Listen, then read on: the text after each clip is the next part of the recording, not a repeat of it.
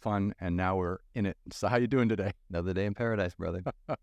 Southern California is magical. Well, I say it's another day in paradise Mhm. because I truly believe it, because we're blessed to live in Santa Barbara, California. That's right. I am. I mean, you're blessed to live here. Right, of Just- course. Has its own equal Yeah. perfection. Well, thank you so much for coming down today. I appreciate it. My pleasure. Just a shot down the coast. So how's your 2024 working out for you so far? You know, I am what's called a Now-ist. I wrote a book about it. I live it. I teach it. And time is just this illusion. So I learned to live in the present moment as a way of life. That's what a Now-ist is. So 2024 is just kind of like another intentional, focused day in the moment. Mhm. I'm trying to focus in the moment as a way of life. I don't set goals. I mean, I don't have New Year's resolutions. I just love to figure out how to get out of time. That's nice. And we should address the fact that it is February 29th and it is a leap year. There's no time. This day doesn't exist. Was it 4 years? How often is it? Every 4 years. 4 Yeah, years. yeah. So we're in no time right now. Literally. Absolutely. So look, you are an author. You have a Now-ist platform where you're trying to like help people, give back to people, get people to understand where they are in the moment, to live in the moment. Mhm. I love all of this. We're going to get to it in a bit, but where are you from originally? So I was born in Santa Cruz, California. And that's up on the coast, just south of San Francisco, right? Exactly. Maybe a 6-hour drive from Santa Barbara. Not a 5-hour drive, 6 hours from here. Yeah. And moved from Santa Cruz to Spokane, Washington when my mom and dad got divorced when I was about 6 or 7. Oh, my parents got divorced when I was like 7 or 8. How'd that work out for you? It was okay. I think I was like too young to figure it out. Yeah. It was actually like a pretty good age, I think, because you're not so aware. And I think that's helpful. Like, I think if I was maybe 5 or 6 years older, it would have been like a lot harder. But, it's just all of a sudden one day, you have to go to another house on the weekend to see your father or something like that. Well, I have 6 brothers and sisters, so we're a big Italian family. And so when that happened, Yeah. Mom got 3, Dad got 3, and we moved to Spokane. Then the divorce actually happened up there. Oh. But ultimately, that was not our resting place. I got out of high school and had a whole other adventure, and then ended up back in Santa Cruz. And then met my wife in 92 and fell in love with her in Santa Barbara at the same time. Oh. She doesn't think I'm cheating on her, though, but No. I literally have a passion for that. Yes. No, I mean, it's incredible. Everyone always talks about it. Like so many people go up there on the weekends from LA and stuff like that. It's Yeah. magic. They call it the American Riviera for a reason, because it's just so kind of idyllic for vacation weather. So what was it like growing up in Santa Cruz, California? You're right on the ocean there, right? Like that's a big surf spot, isn't it? Santa Cruz is beautiful. It has its own climate. It has a marine layer and fog that rolls in. So when I found Santa Barbara, I was like, whoa, we don't have that problem. We have a kind of consistent temperature.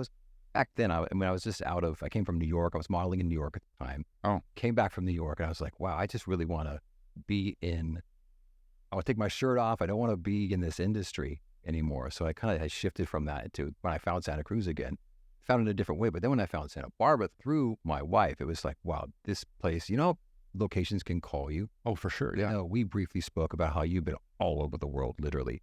And how, like, Literally, yes. you get called. Like I say, I fell in love with my wife in Santa Barbara. It's kind of a resonant with me. Like, it's like I've been there before in some other past life. I don't know what it was, but it just like literally settled in, like, this is my place. This is where I come from. This is where I am, where I'm supposed to be. And that's in Santa Cruz. That was where I was born and raised till I was 6 or 7, but it didn't ever have that vibe. Like, this is where I'm supposed to put down roots. That happened to you too? Like, were you? Yeah. I mean, I just went to China for, a couple months when I was like 22 and I just decided to move there. And then I spent 18 years there. So I totally get that. Yeah. You just find a place where it's like, I don't know, just the vibe is right. You just feel like, I think one way you can describe it is, I think we adapt to the places that we are in, like the places that we're living or the places that we're traveling to, right? And we adjust ourselves to fit into that place. And then it's up to us to choose which version of ourselves we like the best. Like I grew up in Toronto, Canada. That was one version of myself. I played basketball, went to the University of Toronto. Family was all there. So that's like one version of who you are, right? But when I went to China, I was, a totally different version of myself. I was curious. I was interested. I was trying to learn Chinese, trying to get a handle on what the whole country meant and what was going on there. And then I worked in journalism there for a while and was traveling around the whole country. So like it was like a curious version of me where I was constantly learning on a daily basis, and that's the kind of me that I liked the most. So that's why I stayed there. Sounds like that's the you that kind of detached from the outcome. You were just kind of lived by the moment, lived by the experience, and you weren't so caught up in. That's right. That's why I'm so obsessed kind of with the now and the present moment. Yeah. Letting yourself be lived by the moment. Let your intuition guide you, not be thinking. They say the thinking mind is the lie and the intuition, your gut is the truth. I think that's true. Follow Yeah. your gut. Yeah. I think two things. I think when you travel, you live in the now because you're only experiencing that thing for this one moment. Like, if you go on a holiday to India, you're probably only going to take one holiday to India, right? So you're living everything in the moment and you're enjoying it, and that feeling makes you want to travel again, and that's why we're all addicted to travel. And of course, Instagram has propelled that when we get to watch everyone else. But again, it's that version of yourself that's always curious, always interested, learning something new every day. And you're right. Like, I think thinking is the devil. I think we overthink ourselves out of all great things. Yeah. Absolutely. And there it is. The problem is we're fed what I call infobesity. We're obese with information. Obese with information. Obesity. So when you're obese with information, what happens with anything with overwhelming, obese and addiction, it just takes you out of your natural self, who you are. And your intuition interrupts that pattern and you get back into your heart center. Your gut has 40,000 more neurons in your brain. Yeah. So why we use the brain to make decisions? Exactly. Your intuition, your gut. I love that. Infobesity. It's obesity, obese with information.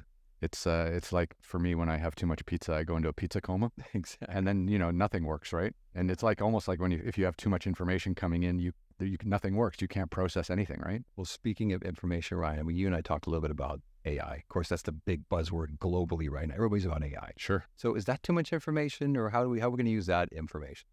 Yeah, it's interesting. Obviously, everyone's just talking about this NVIDIA company that makes the semiconductors they hawk. You see their stock price? Yeah, from like $0 to $780 a share or something like that. Yeah, everyone's talking about it. But yeah, I mean, I guess things are gonna get easier to do in the future because we'll have more, computing power to help us. And then, whether we become slaves to that computing power is really the thing. Of the growth of the AI movement that's happening, this huge wave, this tsunami of information that's coming. Yeah, I think if you go back and look at like the last 20 years, I mean, the first kind of personal assistant that we had was like a mobile phone, and because it was attached to us, and then it was the computer in our pocket, it was our filing cabinet in our pocket. So that was like the first version of, having computing assistants like attached to us all the time. But now I think we're all going to have a phone that, with someone, an AI attached to that phone that like Jarvis in Iron Man in the Marvel series is, right?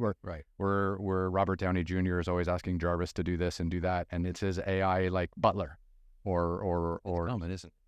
Oh yeah, for sure.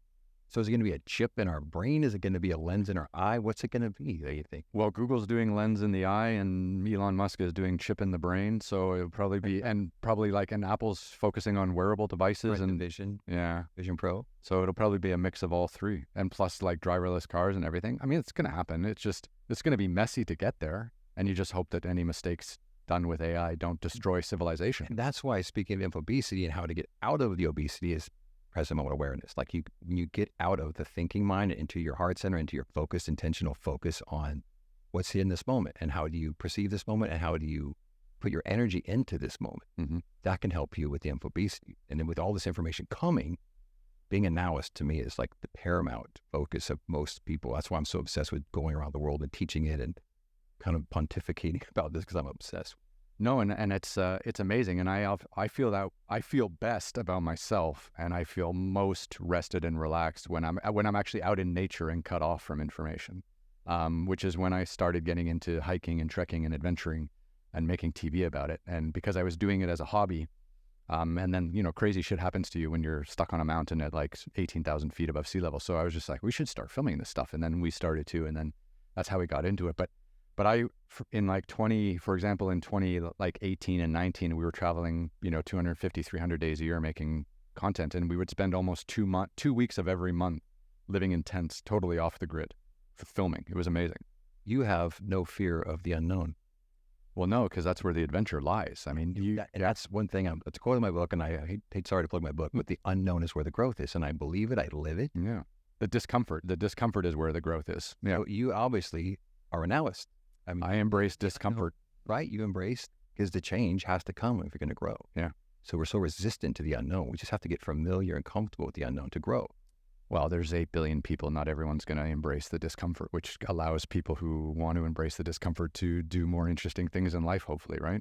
That's why I'm inspired by you, because you've done some crazy things that most people would look at you and think there's no way in a million years I would take one of the things you did over the last 20 some years. How long have you been doing this? Yeah, And about just 20 years, yeah. seeking, and the unknown is the growth for you. You're a Now-ist, and we just met. We just met now. Hey, no, I love it. I love it. But let's get back to you a little bit. So hold on. So you grew up in Santa Cruz, California. Well, until I was 6 or 7. Right. And then you moved up to Spokane, Washington. You went through a divorce. What was it like going to high school in Spokane, Washington? Because it's not LA, it's not New York. It's a smaller town, Pacific Northwest. It has its own vibe. What was that like? Exactly. So I technically went to school at Cheney High School in Cheney, Washington. It was like 20, 30 minutes from Spokane. Mhm. So it's even more rural. It's just a really small town. And that was great. I was in this small little town, and I was doing 3 sports and loved, being an athlete. Oh, what sports did you play? So I was a pole vaulter in high school, Oh, like wow. basketball and football. Mhm. And pole vaulting became kind of my main sport. When I was, That's serious. yeah, and talk about the unknown and having to go through your fears and how to squash your fears. How to fly through the air. Upside down and backwards. So quick story about that. So, I'm from 6 kids, big family. God bless my dad and my mom. They divorced, and it was very expensive. Imagine trying to send 6 kids to college. Yeah. So my junior year, I was, I kind of figured I'm not going to play basketball this winter because, we get four seasons up in Spokane. Mhm. So I indoor at Eastern Washington University, I just, thought I'm just going to skip basketball and just work on pole vault, because my junior year, I got second in state in the pole vault. And I thought, okay, if I do well my senior, I'm going to get a scholarship, because schools were looking at me. And I had this indoor event in Idaho, and I broke my pole. I was inverted, upside down and backwards. I broke my pole, hit my head on the box, kind of shredded this arm. And it was just a near-death experience. Literally, I was just traumatized. In competition. In competition. And I was going for a PR, personal record. Mm-hmm. And then I qualified for the state meet, but the fear when I got to jump again in that state meet, I'd got second the year before. All the pressure. I didn't even jump. I had 3 attempts. Anyone knows about track, you get 3 attempts in the pole vault. Okay. And I scratched all 3, which means I didn't even attempt. And I was just devastated. Mm-hmm. And I was inconsolable. And I just remembered that fear and that negative experience went on with me for like a decade. I can imagine. That's traumatizing. Ryan, that's why I'm so obsessed with it now, because if I would have known then what I know now, which is like, you can't live in this rearview mirror. And I lived in that rearview mirror in competition, in life, and my relationships and business opportunities. And that was kind of, I guess, a blessing. They say, bless your problems. That was a blessing for me in a lot of ways. I didn't know it until much later in life. I realized I learned to overcome my past and then to grow from it. I just look at that as kind of the very first traumatic thing that happened to me that I learned to overcome. Yeah, because if you can't learn from those experiences, then they're kind of wasted. Like, they happened and they kind of devastate you, but then you don't really grow from it, right? You just kind of people just absorb living. I mean, my car is a big windscreen, Mhm. and 5% of it is the rearview mirror. But if I'm driving that car down the 405 and I'm looking in that rearview mirror, I'm going to crash my car every time. Most people do that. Mhm. Most people try to go forward and they look in the rearview mirror, and you just don't have the presence. And the 95% of that windscreen is your present moment awareness. Why is your focus on that small 5%, which is your past? And do you think it's just people are afraid to look forward, or afraid to live in the moment? They hold on to the past because it's comfortable, or? Well, 95% of everything you do is our subconscious mind. So if you have 50,000 thoughts every day, and usually you have the same 50,000 thoughts you had yesterday that you're going to have tomorrow, and you just so we get caught in this repetitious, Groundhog's Day. Yeah, fantastic film with Bill Murray. Yeah. Punxsutawney Phil. I guess the groundhog did see a shadow this year, right? So spring's around the corner. Yeah, I think so. Yeah. So ultimately, Punxsutawney. Punxsutawney Phil. I love that movie. That is great. My daughter and I watch that most Groundhog's Day. We can help it. But just most people live in this subconscious, unconscious program, which is 95% of everything they do. And so if you're living and you get triggered by trauma, traumatic events, so you don't advance or grow because you're kind of looking in that rearview mirror, thinking you're moving forward, but it's unconscious. 95% you're doing is unconscious. You need to interrupt the unconscious. You have to make it the unconscious conscious, kind of burn up with the power of your awareness, and then you can move beyond your past traumas. That's the deep work. That's what That's hard. so obsessed with. It is hard. That's kind of what I teach. Yeah. And that's amazing. So, I mean, like, how did you figure all of this out? I mean, are you a trained therapist? Did you have to go to therapy? Did you have someone consult you about how to do this? Or were you just sitting at home one day being like, why am I so fucked up? And then all of a sudden you were just like, light bulb. You know, I have a very high pain threshold. I think a lot of people have high pain threshold. Oh yeah, I was an athlete too. I have a hugely high pain threshold. Yeah. ACL. Almost died and hitting my head on the box when I'm pole vaulting. I have a high pain threshold. So most people, I think, have high pain thresholds for change. If you do, you stay stuck in that old pattern. But for me, I just eventually got to a point where I realized that 10 years of this trauma that was happening because of my, self-sabotaging behavior because of that pole vaulting event, it was killing. I didn't understand, but it was a subconscious fear of death, ultimately, I guess. When I was moving forward towards success, I thought, I'm going to self-sabotage this. I didn't know that until I dove deeply into spiritual books. Eckhart Tolle, Neville Goddard, Deepak Chopra, Nisargadatta Mai, so many. I didn't go to college. Okay. I got to high school. I went to New York and became a professional model. And I just learned through this experience. And I had some more trauma in New York, which is a whole other story. I bet New York's terrible for the modeling industry. Weinstein thing, I was way before that. Okay. It didn't go to that degree, but I'm just telling you, the casting couch and that evil, and you're from the... I am, yeah, but I make my own stuff and I don't meet a lot of people, yeah. I had more trauma. Yeah. So here I am, you graduated from high school, going from that, pivoting to, I just blew my opportunity to go to college. So now I'm going to go be a model. And then just trauma after trauma stack. I got enough pain, even though I have a high pain threshold, that I said, I got to fix this shit. I'm done with looking in that rearview mirror. So I dove deep. I got like a PhD in my own right, reading I just went deep into spiritual teaching, self-help. That's amazing, though. My experiential life is basically the book, The Now-ist, that I wrote. It's a spiritual memoir of how I found the present moment to be the most powerful moment of my life, at anyone's life, and how to use that and dive deep into that moment to transfer that energy to your subconscious mind so you can rewrite the subconscious program that you have. Which is sabotaging you. Exactly. Yeah. And that's what I was doing. So I had enough pain, I guess, and my pain threshold was limited out, that I said, okay, this has got to change. And so I learned all these wonderful techniques and meditation, breathing, visualization, the power to upregulate epigenetic expressions in my body to heal me from diseases and paralysis, all these other things through. So you were a pole vaulter, which is such a crazy sport. What about your basketball career? Tell me. I played basketball for the University of Toronto, so I loved it. I was like more riding the pine a lot, but I was an okay basketball player. My daughter's a great basketball player, but I was very average. My daughter's a junior. My wife and my daughter are a junior in high school right now. Okay. And she plays 3 sports. She's super talented. And my wife is a D1 softball player, and when she was in college at UCSB.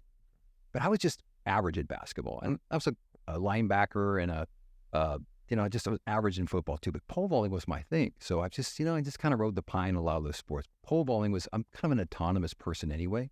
Yeah, teammates can be tough sometimes. I'm driven. I assume you're the similar type where you just like you are your own boss, kind of, right? You're creating this content, you're creating these films. Yeah, these days, yeah. But I actually I like working within a team environment. Like when I was out, in the mountains making my TV show and stuff like that, I always had a camera crew with me, like, and they really became like a family. Like we were always together for like 10 years almost, same team. So it was very powerful. Like as much as I guess I like to be in control or directing and producing and also hosting. You do work as part of a bigger team. But I always loved my teammates in sports and stuff like that. But as I got more into my professional career, I've not looked for people to collaborate with because I do enjoy kind of going out on my own with my own people. So you're an artist? Would you say you're an artist, or where's it come from? Maybe like a storyteller. I mean, I had a really strange experience. I'll tell you this too. And you've probably felt some of this also. Like when you grow up as an elite athlete, whether you go on to play for a national team or a college team or professional, like, from the age of 6 to the age of 22, your life is kind of the same. You train all the time, and you sleep and you eat and you try not to fail out of school, because if you fail out of school, you don't get to play. So I was on that train, and I was like in high school, I was playing on like 2 teams. I was the captain of my high school team, and then I was playing on like a rep team, like another team. And then I got onto the University of Toronto team, and then of course we're training, every night, and then games on the weekends, and then you're training all summer. So, and the weight training and the rehab and stuff for injuries. So the way I kind of describe it is I didn't grow up as a very well-rounded person. Now, my father was an Olympian. He was in the 1972 Olympics for water polo. So this whole idea of like training, working hard, achieving goals, setting goals, this was kind of drilled into me from an early stage. So all I knew was sports. And then at 22, I graduated university, and I wasn't good enough to play for the national team or professionally. So I completely quit. I went cold turkey, and I was pretty burnt out by then anyways. But then I went to China, and it's amazing because all of a sudden I had all this energy and all this time that I'd never had before. And I filled it with storytelling, and I started wanting to tell people what I was seeing in China, and I started writing, and I bought a camera, and I was taking pictures of people, and like all these other interests like blossomed out of my failed sporting career. They might have never happened if I had continued playing sports. So it's there's a lot inside of you, and things come out at different stages in your life depending on how things in your life change. Yes. And that was a huge learning experience for me. So was it an alignment with that, or did you just surrender to it, or was it a trauma to you at all, like to not be able to go to that next level? How did you deal with that? I was disappointed, I think, to not, have a better career. I definitely had ambitions of playing for my country, Canada, because obviously my father had gone through that, and it was an important stage in his life and something that he really cherished, and I wanted to definitely feel that as well. So I was a bit sad that I didn't have that chance, but then I just lived in the moment and went to China and just decided that like whatever was going to happen in the next like decade, like I stayed longer than I thought actually in China, but I just felt like that was going to be the place where I was going to tell my story. So it wasn't a lot of effort to make this choice. No, I mean, I was 22. I wasn't married. I had no kids. I had no money, but I wasn't in debt. And that's when you go and do crazy shit, right? Like, I mean, all these people, the killer in this country specifically is student debt. Like the amount of kids that come out of school, like I really want to get a student on the podcast who is like graduating from undergrad with like $250,000 in debt and just talk to them about that. Yeah. Especially in this town. With the election, especially in UCLA is a town, right? Yeah. Well, with election coming up, I wonder how prevalent that's going to be. Like, this tuition-free colleges, like you hear a lot of. Well, there might be tuition-free colleges, but in the United States, there's always going to be private school and private education, and it's always going to be for the elite and for the rich. The dichotomy between rich and poor in this country is unbelievable, and you see it more here than anywhere else in the world. Class doesn't even exist in the United States anymore. Well, we're being whittled down, that's for sure. I mean, I think the average salary now in California is like $70,000 a year or something. But the average down payment for a house in California is like a couple $100,000, and you can't even buy a house for like less than $1 million anywhere in this state. It's insane. And I'm a realtor property manager. So what's the answer in your opinion? I'm just curious from your experiential. You've been to China, you've been to Dubai, you've been to all these. What's the contrast that you see from? I mean, is there a middle class there? Yeah, I mean, there is a middle class there, and I think the real difference is like the tax that you pay is supposed to benefit the society of the country you live in. Like that's the bare minimum, right? So when you live in a country like Switzerland, so I was a resident of Switzerland for a few years also, and when you pay taxes there, you get great health care. You have great insurance companies. You have great public transportation. The train system through Switzerland, through the Alps and stuff like that's amazing. Buses, you don't need to own a car. Schools are heavily subsidized if you're local and pay taxes and things like that. If you're foreign or living or an expat or something like that, you have to pay extra. But if you're there, and everything kind of gets taken care of. Now, maybe Switzerland isn't a good example because it's a very small country and there's not a lot of people there. But the United States is much bigger and has a lot more issues. But all the money that Americans seem to pay in tax, and I'm looking at this from the outside looking in as a Canadian, but I live in LA. All the money that we pay in tax, it goes out the door. Like you guys are you're sending money to rightly so in some cases to Ukraine and Israel and all these other countries, and you're still fighting wars in Syria, and there's problems in Pakistan, and the United States has taken on this role of global cop or trying to maintain the world order for everyone, but at the cost is what is the lives of the local American people, because the roads don't get rebuilt, the trains don't really work. There's no public train system in California. Like, I can't jump on a train in LA and in 4 hours be in San Francisco. And if you tell someone in China that, it's ridiculous, because in China, I was traveling from Shanghai, where I was living, up to Beijing all the time. And it was a 4.5 hour train ride. And it was a high-speed train, you know, like 300 miles an hour. And it was effortless. Like, you didn't need a car, and you didn't need to fly. Like, things worked, right? And I just feel like the domestic investment in this country by the government, and I know that's state by state, and some states are doing better than others, but it's just non-existent. And I think because of that, the middle class is getting completely destroyed, because so much has to come out of pocket to do things, that there's just no savings. And then, of course, you know, you come out of university with debt. You come out of university with a mortgage, and then you got to buy a house with a mortgage, and then you got to get a car, and then you're done, right? By the time you're 40, you're like, oh, a couple $1 million in debt. And all you're trying to do is like get better rates on your debt, instead of like thinking about saving or thinking about, I really think everyone should just live abroad for a few years and see how the rest of the world does it. And then when you come back, put pressure on your political leaders to be a little smarter. You have that perspective because you've done it. Oh, yeah. I mean, I've lived in a lot of places. Like, I lived in Dubai for a few years. I was in Shanghai, China, and in Switzerland a little bit as well. And then, of course, by traveling to other countries too, you talk to people, and all the places we filmed, all the guides we had, and all the local producers that we worked with. And, you know, you sit around at dinner at night after a full day of filming, you talk about life, you talk about tax, you talk about work opportunities, education for kids and things like that. And you get to see how people live all over the world. It's amazing. Ryan, what about happiness? You've been a lot of places. Is there one of those places that this is one of the happiest places I've been or lived? Well, when you say happiness, I think of Bhutan, because that's the happiest place on earth. Apparently, have you been there? I have not yet, but I am planning to film there in August this year. Yeah.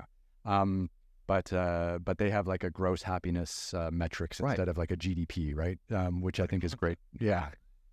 Right. So, the places you live, does anything feel close in like happiness for you? Like, this place felt better than this place. This place is the best.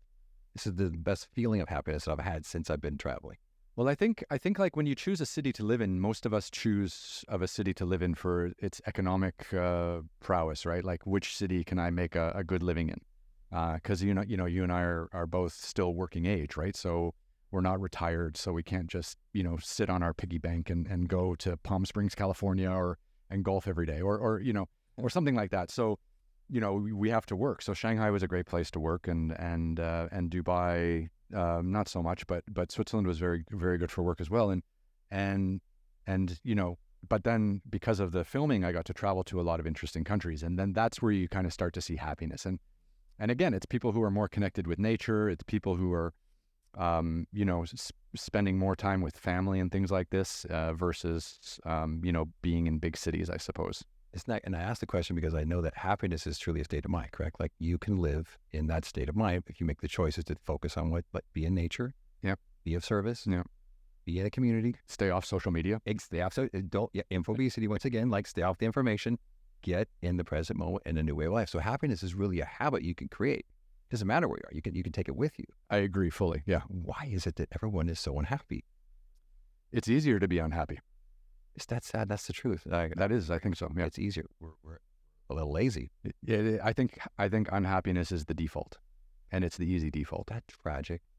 I think so. Yeah. That's why I'm doubling down on everything I got going. Because post-COVID, the teenage suicide rate went up 350% in the U.S. from 12 to 15. Oh, wow! Specifically, girls 12 to 15. Mm-hmm. The suicide rate went up 350%, and that's why because I've been speaking in schools and middle schools for years, helping them learn how to find the present moment as a way of life and teaching them strategies and techniques how to do that, especially our youth, because of the obesity, because of the social media onslaught and the comparison mentality. Which is terrible. Oh, Mark Twain said it best: comparison is the death of joy. Mm-hmm. And we are just overwhelmed with this comparison mentality. So, and if suicide is correlating with that, I said, I've got to work harder. I think one thing that I kind of developed over my time, and I don't know how I developed it, and I didn't do it consciously. It was like an unconscious, I just stopped caring. Like, like keeping up with the Joneses, and I just don't give a fuck about anything. Like, You're so far ahead of everybody in the sense that that's really the focus. Yeah, I mean, like, You. yeah, be yourself. And how fucking hard is it just to be yourself versus having to look at everyone else and see what they're doing? So, I wake up every day and I do what I have to do, and I get to meet inspiring and interesting people. And this has really been a nice kind of growth opportunity for me because I'm finally, in a place where there's a lot of interesting and inspiring people, a lot of crazy people too. But I like that. It's got great energy, man. Yeah. But it's been a good ride. But I don't know when I think when that really happened was when I started making television, when I really just didn't care anymore about what anyone else was doing. Because I found that if I made TV, I had buyers for it. And I had my team, my incredible, cinematographers that I worked with, Chad Ingram, Jesse Rosenberg, Dan Milton. Like, these guys were like family. Until COVID, we all kind of broke up and went our own ways because we couldn't work anymore. But then I knew, like, all I needed to do was just take care of myself and my guys, and I knew that the shows would go out, and I didn't have to, like, negotiate with producers, and I didn't have to look at other people online and figure out, like, what they were doing to get their shows out into the world or where they were getting their funding. I just didn't care. I had my own little ecosystem, and it worked, and I didn't have to look too far, and that just allowed me to go out and make, the shows and tell the stories that I really was passionate about. So it was a decade of just, like, closing your eyes to the rest of the world and focusing on your own storytelling, which was bliss. Now, was that a choice or something you just conditioned into yourself, like that subconscious programming? Like, we just get to the point where that became your conscious default? Yeah, it was completely, it wasn't a conscious decision at all, but it definitely occurred. I mean, I didn't sit at home one day and I was like, oh, I'm really sad. Like, how do I need It's pretty messed up. I don't want to be that way and make a choice. Yeah. It just became who you are. Yeah, it definitely became who I was based on the choices that I had made kind of subconsciously. And then, of course, the kind of shows that I was making. Like, I made shows that made me happy. What was making me happy? Going out hiking and trekking for 2 weeks at a time in remote parts of the world, Tibet, Nepal, India, Pakistan, all these really wonderful. Papua New Guinea was a great episode. And getting to learn about what was going on in those countries, and then doing these incredibly physical in endurance kind of journeys, and then meeting all the porters and the guides, and the whole team was all local, of course. So getting that kind of cultural connection with them, you really do, like, form like a little brotherhood over a 2-week period of doing something really nasty with a bunch of great people. It's kind of life or death sometimes, right? Oh, there was definitely some dodgy moments, yeah. But you like that. It comes with the territory, right? Yeah. Like, you embrace the unknown. You have to, yeah. Because I think feeling like you're on an adventure is the best feeling in the world. And of course, if you want to be on an adventure, you have to give up control, and you just have to keep going one step forward at a time, and whatever, comes will come your way, man. I love Paulo Coelho. He wrote The Alchemist, which is one of my favorite books of all time. Have you read The Alchemist? No, I haven't yet. Oh my gosh. Everybody listening, watching, The Alchemist, go read it. That's your camera there. It's the 5th most published book in the world. 69 Sounds like I got to get on it. It's incredible. But he says life is the train, not the destination. Yeah. And you truly live that. And that's the deep work. I said, learn to live like that, be that way. Well, if you're doing what you love to do, and I feel like you're on a similar journey, like you're trying to get people to live in the now, live in the moment, right? Like, that journey is, that education is never finished. So when I was making my TV shows, I also felt like I was educating people, and I got to have those experiences, and then people got to watch them and then comment on them and tell them if they liked it or not, or what they learned from it. And being with the BBC was really great because it was kind of more educational content. It wasn't like, I'm going to survive in this really challenging experience, I'm going to teach you how to do it. No, it wasn't like that at all. Like, we were just out there as normal dudes, just trying to get around the mountain or walk across a desert with, local people who were there to help, and everyone kind of chipped in and did what had to be done, and we were successful, right? So it was a very kind of chill vibe, but also really grueling. But the bonds that we made were real. It was beautiful. Where do we see these shows? So in the U.S., they're like on Amazon Prime, Tubi.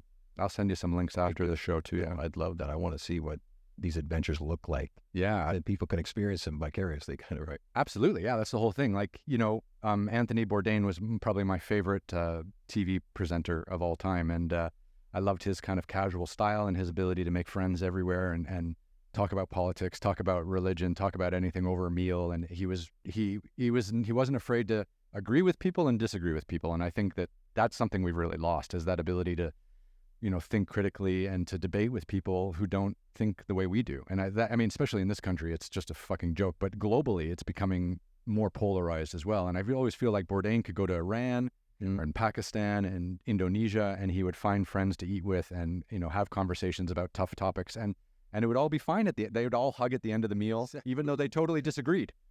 It's just so incredible about this human experience we all have, because they did this study, I think it's called a Faraday chamber, where there's just no energy from outside. There's no, you know, Wi-Fi, there's no 5G. They just put these people in isolation, had them experience emotions.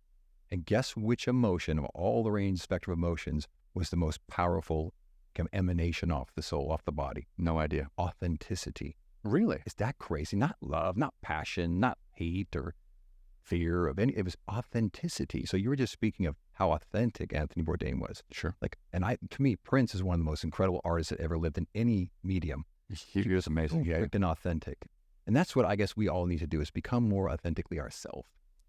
Yeah, but I think also too, like, a lot of people don't have the confidence to think that what they're doing in their own life is authentic or interesting enough for them to like own it, right? So I think by as a way of not having that confidence to do something, we look elsewhere to copy or to Comparison. Right? Yeah. And I think that's the killer. How many likes is my life worth? I mean, right? I stole that from a song. How many likes is my life worth? By Fall Out Boy, I think it was called. How many likes is my life worth? Yeah. Feed yourself with my whatever. Like, it's just, to me, it's like, why are we so caught up in this needing to be liked, and how many likes am I validated with? And that's why authenticity, I'm not surprised when they did these studies that was the most powerful emotion. Well, I think everyone should just, you know, turn off their social media and go climb a mountain. Man, nature. John Muir, another quote, he says, the quickest way to the universe is through a forest wilderness. Yeah. John Muir, the John Muir Trail, which is just in the north of here, about 6 hours. Absolutely, yeah. And of course, he was one of the founders of the Sierra Club and stuff like that. And John Muir is like just the best. I mean, you can go on the internet and search for him. You know, the quotes that he came up with about going into nature, finding yourself, healing yourself, using nature to reconnect. Like, don't forget, like, for tens of thousands of years, we were living out in nature. Like, we weren't farming yet, right? So we were nomadic and hunting and gathering, but living off of nature. And I'm telling you, like, sure, our lifespan might have only been 35 years by that time, because there were all kinds of diseases and no vaccinations and no vitamins and all these other things that help prolong our lives. But it must have been awesome. So you know what grounding or earthing is? I don't know what that is. Okay, so there's this big trend. You know, speaking of TikTok and Instagram, you can look it up, earthing or grounding. Basically, it's taking your shoes off and walking on the sand. Oh, I've heard this. Walking in the grass. Yeah. We are positively charged beings. Mm-hmm. Negative charge comes from the earth or from the ocean. So when people have these problems like insomnia or depression or anxiety, you earth before you go to sleep. You walk in for 20 minutes, walk in the grass. Luckily, I live close to the beach, so I walk in the sand. You do these type of activities to get back to nature, to balance out our energy. Yeah. Or else everything around us is just fucking artificial. And it makes me insane, actually. Like, the last couple years. Yeah, you're here in LA. That doesn't make any sense. What's going on? Well, I'll use LA as a launch pad to go off and do other things. But then when I can come back, I get a chance to do this and connect with amazing people. You go out, and this is like the island, going to come back to it and go back out. Well, yeah, because that's the thing. Like, I was living in Dubai. So I left. So I was traveling so much for work, and we were making this global television series, like filming on all the continents every year. And China just became the flight connections in and out of Shanghai were not great, and getting in and out of China all the time, even as a resident, wasn't very easy. Like, it sounds silly, but I still had to go through the passport control all the time. Like, they didn't have those e-gates and all these other kind of things. And then I went to Dubai, and I was like, I can become a resident of Dubai. It's tax-free for Canadians. Americans, I guess, still have to pay tax in America, but you know, getting in and out of the airport was effortless. There's no traffic really there. Emirates Airlines is one of the best airlines in the world. So I ended up just like living in Dubai for like 5 or 6 days a month. And then I was making TV shows and doing speaking events out of Dubai. And Emirates Airlines has like the most connections of any airline, to direct connections of any airline in the world. So it made getting to Ethiopia and Taipei and Tokyo and New York and I mean, they fly everywhere. So it was direct flights everywhere. I did a calculation.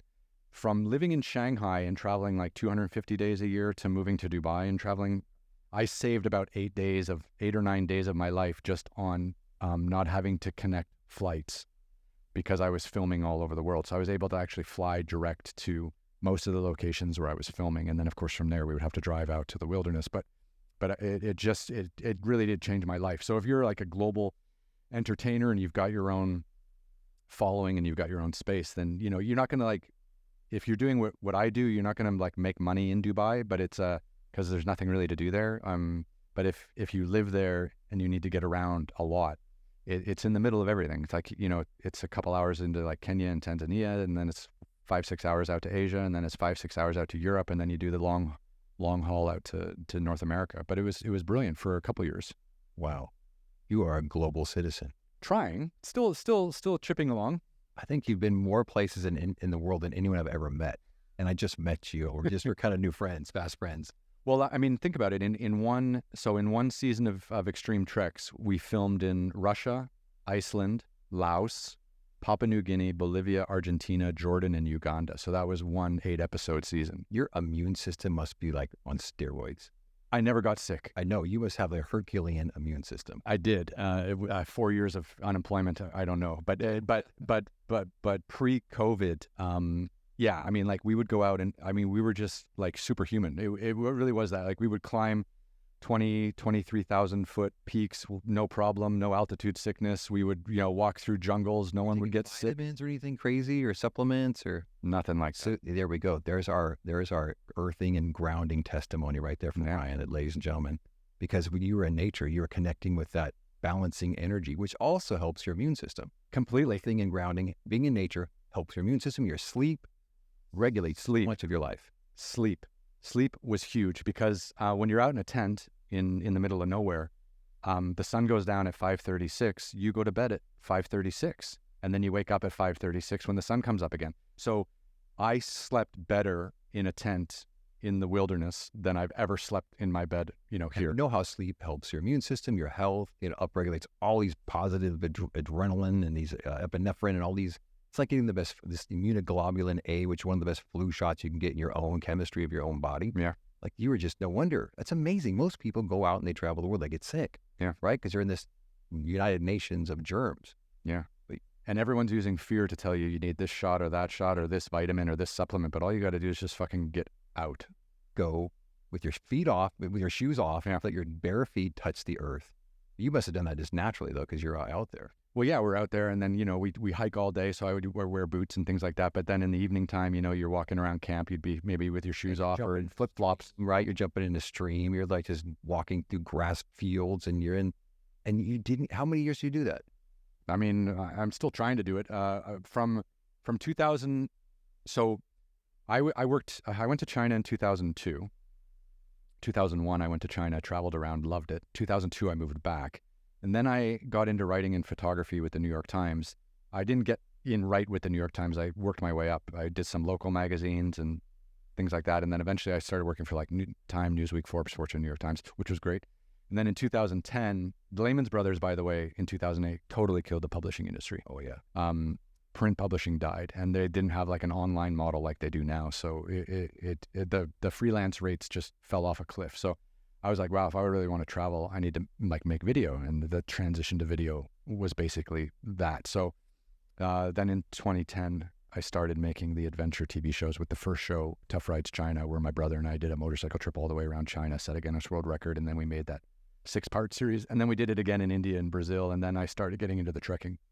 Wow. Yeah. So your immune system is superhuman because you just trial by fire. You went out and did it. Yeah. I guess that's it. And the more, you know, the more you touch, the more you eat, the more you see, the more you feel, the stronger you get. Eat food, right? It's amazing. I got a good one for you. My brother, so we did Tough Rides India together, my brother and I. And India obviously is a famous country for Delhi belly and getting ill and things like that. My brother and I rode motorcycles. We did 10,000 miles all around India, 54 days. And I didn't get sick at all. My camera guys didn't get sick at all. But my brother got sick one day. He got sick for 2 days, but he got sick. So the way we were film is every like 2 weeks we would go to like a decent hotel, like a Western chain hotel, like a Sheraton or a Hyatt or something like that. And we would chill out, shower properly, wash clothes, eat some decent food, and then recharge to go back out. So obviously in India, every couple of weeks you end up in a big city with a few million people, and you've got like a Hyatt or a Marriott or something like that. So with my brother, we were at a Sheraton in Udaipur or something like that, and he had seafood pasta at this 5-star hotel while we were doing our laundry and shaving and fixing it. And yeah, and he got sick. He didn't get sick at all the shitty Food poisoning. Yeah, food poisoning. Yeah, he didn't get sick at any of the shitty little places we stopped along the highway. But yeah, he got sick from the seafood pasta at the Sheraton in Udaipur, I think. I think a lot of people are afraid of that because they think, well, I can't travel because I get sick and all these terrible bugs that you get. Don't drink the water. You've heard Again, overthinking. Like that. Yeah. We're just constantly outthinking ourselves out of. because we're conditioned erroneously by information that's not necessarily true. We believe it. I think everything in our ether of information is there to scare us or make us feel Or to unworthy. persuade us to buy something, right? The magic pill that'll make us feel better. Exactly. Yeah, That's a Western thing, isn't it? completely. Western world. It's Absolutely. even all over the world. Mhm. That's not being pitched and sold all these other countries you go to, is it? No, the fear mongering in the United States is quite specific to the United States. They are the worst, aren't they? Yeah. I mean, I love it. I'm America. I'm not trying to bash America, but people need to wake up and know that you're being fed a lot of, I call it infobesity. They're making you obese with information so they can control you through fear. Like you and I talked about this a little earlier. Yeah. And it's about getting out of the fear and getting in nature, getting your shoes off, go on a hike, get in nature, breathe deep, and you can start to interrupt these patterns that we're being fed. We need to. Yeah. It's the world's changing. I actually think it starts with like understanding finances. Like I really think Americans specifically are legendary consumers and embrace debt, maybe more than any other country in the world, both at the government level and at the individual level. And I really think like people live in this country specifically, you see this keeping up with the Joneses. People are living outside their comfort zones, living outside, are borrowing to live outside their comfort zones financially, and borrowing money to keep up with, your friends at work that went to the Bahamas for March break with their kids, but you couldn't afford to do it. So you want to do that next year. And there's all this kind of like, again, competition and the monetary stress that puts you under means that you also have less time to go out and connect with nature. So I really feel like the debt buildup and all of this spending that people have and they don't have, and then they're getting squeezed at work, and then they're getting squeezed on healthcare, and then inflation, gas prices are going up, eggs, bread, whatever. Like everyone's just getting squeezed all the time, but no one's adjusting their spending. And then of course, if you're not living comfortably, you can't even think about like going out into the mountains and recovering and getting yourself healthy because you're paying bills and you're worried about how much that's going to cost. But actually, if we all found a way to live within our means and the society just wasn't crushing us economically every day, maybe we could do something. Back to the comparison mentality, Yeah. right? Back to competing with the Joneses and having to have that same experience because we compare ourselves. We're not good enough. We don't measure up. In Australia, they call it the tallest poppy syndrome, right? When somebody gets really successful and they're the tallest poppy, they'll cut you down because they want you to be like everybody else. As people are afraid to kind of stand out. But that's where the growth is. You need to stand out. And also back to authenticity. Mm-hmm. To be authentic means you don't care about the comparison. And being authentic, sorry to interrupt you, being authentic that has nothing to do with your bank account. Exactly. Yeah. It's your highest and best self. Yeah. And how does that feel? Feeling is the secret. The problem is we get so caught up in the thinking and the comparison and the news and what our neighbors are doing that we forget about what makes us happiest? What's the joy that feels us, makes us feel like we are being our truth and authentic self?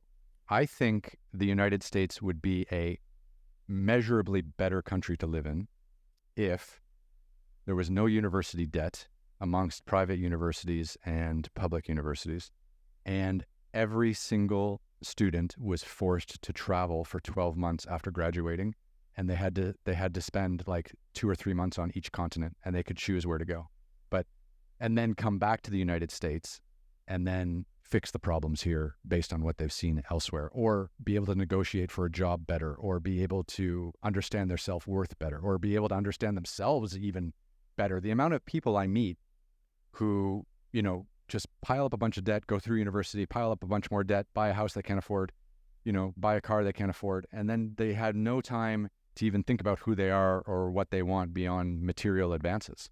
Brian, you know what I've discovered through just trying to create abundance in my life, for my family, emotionally, socially, spiritually, financially, was the big shift for me was to stop goal setting. Stop being focused so much on the outcome and how is this going to serve me in this thing that I think that I get when I ring the bell when I get the goal that I'm the most successful feeling of myself. The reality is, if you can go out and serve people from a selfless place, it's counterintuitive. Not what's in it for me, which is my ego. Mantra is like, I'm separate from you. I'm separate from what's missing in my life, and I have to compete with you. But when you come from a place of service, like, how can I just serve? You must have experienced this in these other countries. How can I just kindly, from my heart, just give service and whatever, money, food, my clothes, just whatever, help. When I learned to live that way, the financial abundance, just avalanches of abundance flowed into my life. Because there's this great quote from Hafiz, this Persian poet. He says, just look at the sun. The sun never says to the earth, you owe me. Just look what a love like that does. It lights the whole sky. So I read that quote like a decade ago. I thought, oh my gosh, that is kind of a technology for abundance. That's amazing. So I started living that way. And then what do you know? Emotionally, socially, spiritually, financially, physically, I started having better energy and more health and vitality in my life. So that's the message, I think, for people is you've got to get the focus off of you. Go serve somebody. They can't even give you a thank you. Your life will change. That's the law of attraction. It's the law of identical harvest. It's a universal law. That's interesting because, I mean, I live totally obsessed with my own life and making TV and stuff like that as well, right? But you served a lot of people in the process, and you always serve them kind of, separately. You don't even know you're serving them because they're at home watching your show. Right, yeah. But you're inspiring them. You're giving them a glimpse. Perhaps people that can't do this are getting the experience. Yeah. Kind of vicariously. You hope that's it. But also too, like, I won't be naive. Like, I loved living that life, and it's coming back slowly now. But being on the road all the time, and it was actually amazing. It was the best I've ever felt, because most people think like, oh, you must be so disconnected because you're traveling so much. But actually, again, you're living in the moment, so you feel super connected to all those experiences in all those countries because you're living in the moment. And then when you come back, into society, into reality, you come off the mountain, you come out of the desert, you are not thinking about what other people are doing. You're just there to rest, recover, plan the next one, get your crew together, and then, go out again. So you don't even have time to listen to how your friend who just bought a new car and how fast it goes from 0 to 60. You don't give a fuck. You just want to have a massage, sit by the pool, rebuild your energy and recover, and then get ready to go out again. And it completely detached me from all the negative aspects of society. And it was absolutely brilliant. I think that helped you become the most authentic version of Ryan. For sure. Yeah, for sure. Literally living your bliss. Yeah. Joseph Campbell said, follow your bliss. Remember? Follow your bliss. You're following your bliss. If more people did that, didn't care so much about how it was going to look to their friends, their parents, God forbid, disappoint my parents because they have the expectation of what I'm supposed to do with my life. If you're being the highest version of yourself, imagine we had a collective energy of people living that. Well, I think everyone around you pulls you down, right? Like, that's what I've felt, or at least that's what I've noticed. Like, and again, it's part of the comparison thing. Like, they don't want you to do something because they would never think to do that. Like, I remember when I moved to China when I was like 22, there were a lot of people in my family that were like, that's fucking ridiculous. Why would you do that? And I was just like, well, other people have done it. And there's American and Canadian authors who live in China. Peter Hessler was the American author. He wrote for the New Yorker for many years, wrote a bunch of great books about China. One was 2 years on the Yangtze, where he was an English teacher in a small town on the Yangtze River that was being flooded by the Three Gorges Dam. And this was in the 90s when he moved there. And I started reading his books when I was in university. And I fell in love with Peter Hessler and his China. And when I went there, I wanted to find what he was writing about.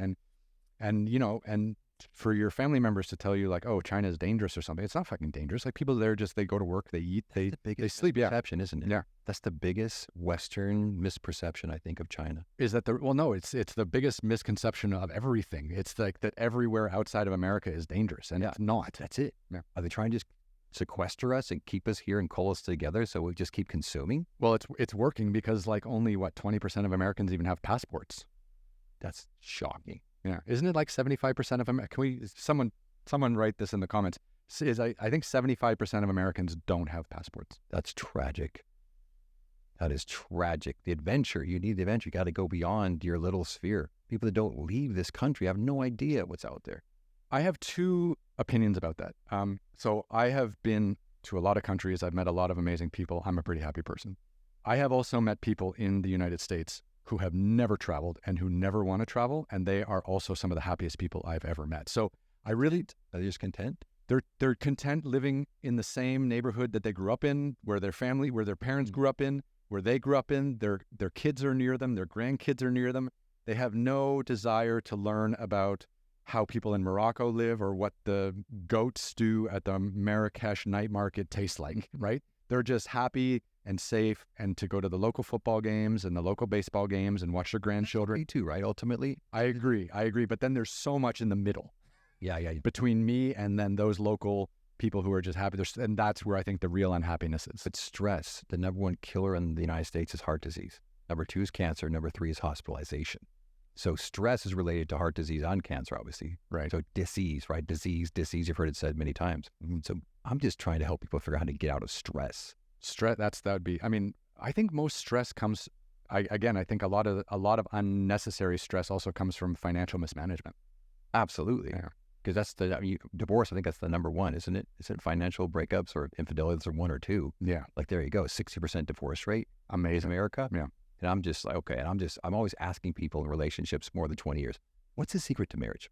God bless. My wife and I have been married 29 years. Congratulations to that. That's no joke. Because I've spent, plugged in my book, I interviewed 100 couples and asked them that question. Best answer I ever got, I'm going to tell you right now, is we do not keep score.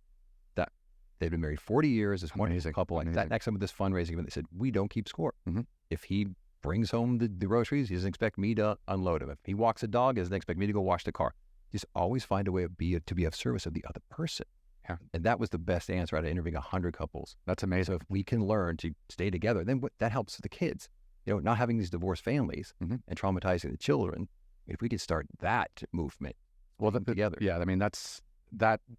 Yeah, parents either pass on great things to their children or completely fuck them up. Like there's really no in between. You have generational trauma too. You have back to your family member that just kind of stays here, doesn't travel, they don't get. That's okay. But also sometimes it's just like it's uncomfortable to be the tallest poppy.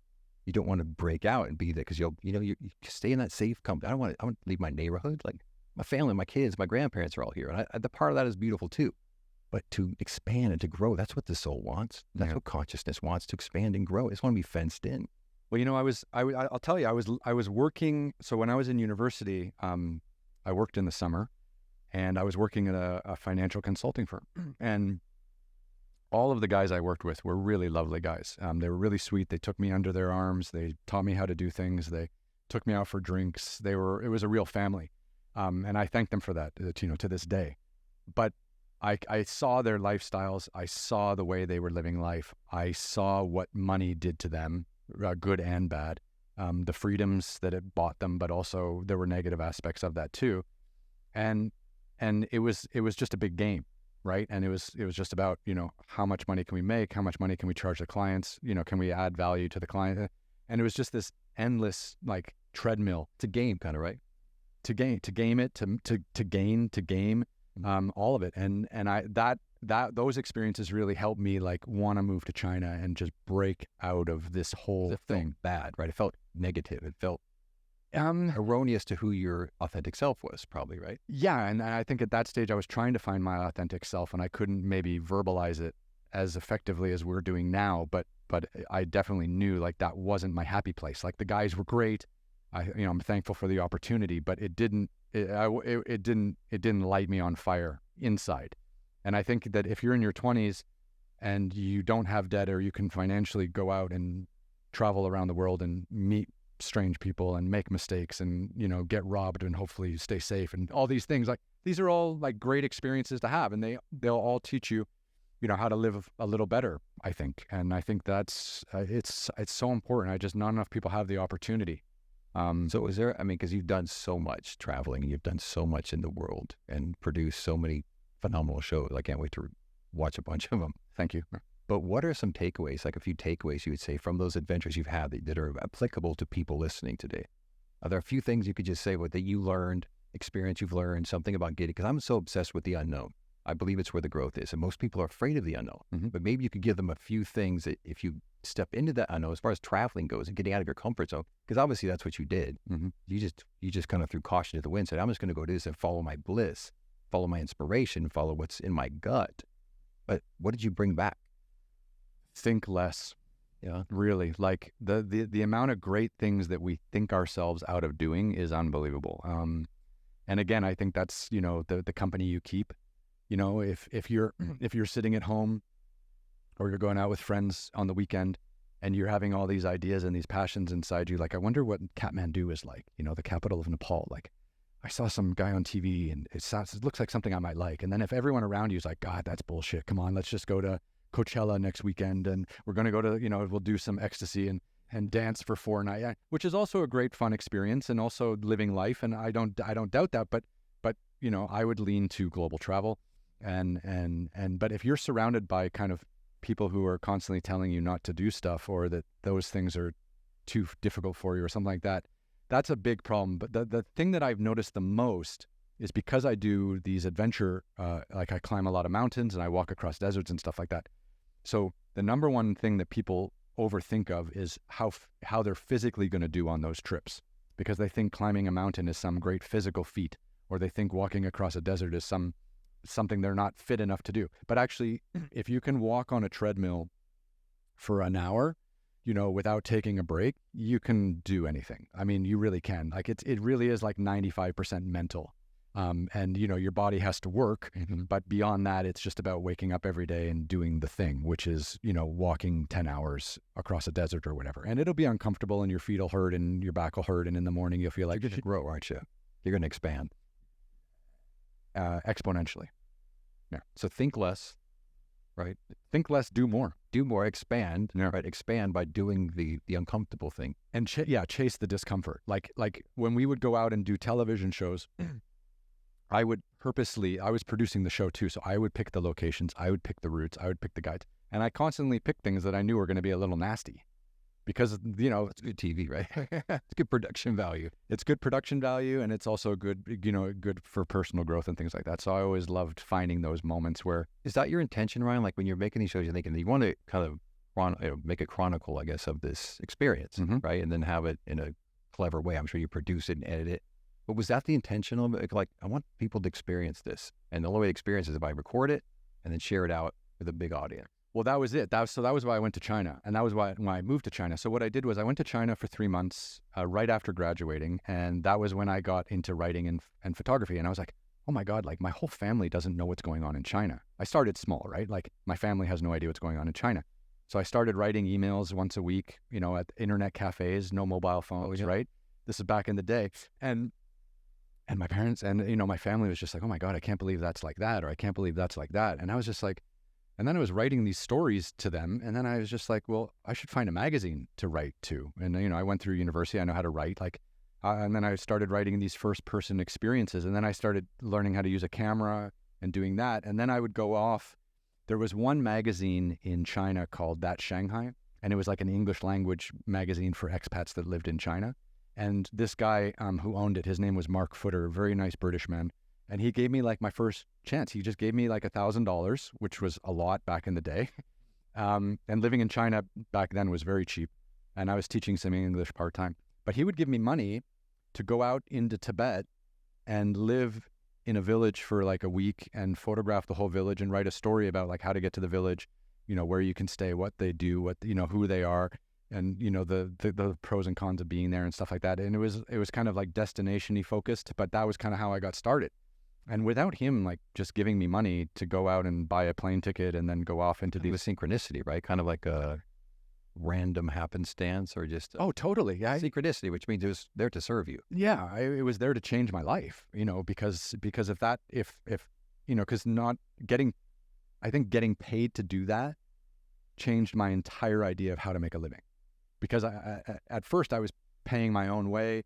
I was on vacation for several months traveling around China, after university, but then to go back and like live in Shanghai and then to find out a way to get paid to do that, it was completely, groundbreaking for me. That was 20 years, some years ago?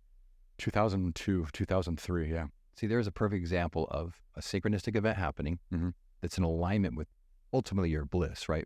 That's your authentic self. Which I didn't know at the time. But Ryan, most people don't have the eyes to see it and make the correlation and connection. It goes, wait a minute, there's something here to it. And then to continue to do more of that. Right. And then more synchronicities will happen.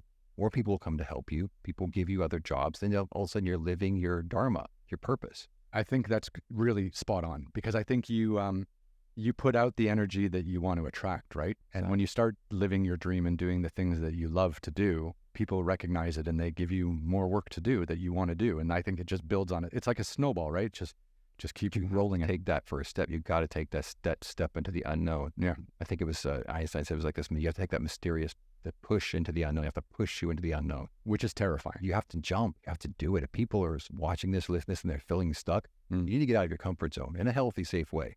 But you need to let your gut guide you, and don't overthink it. And don't be so, like you said earlier, in one of your top, one of the top things was overthinking. People are they're full of infobesia. I like to put it because they think so much. They talk themselves out of it, but their intuition, their gut's telling them to do it. Yeah. But you obviously have this very small fear of the unknown.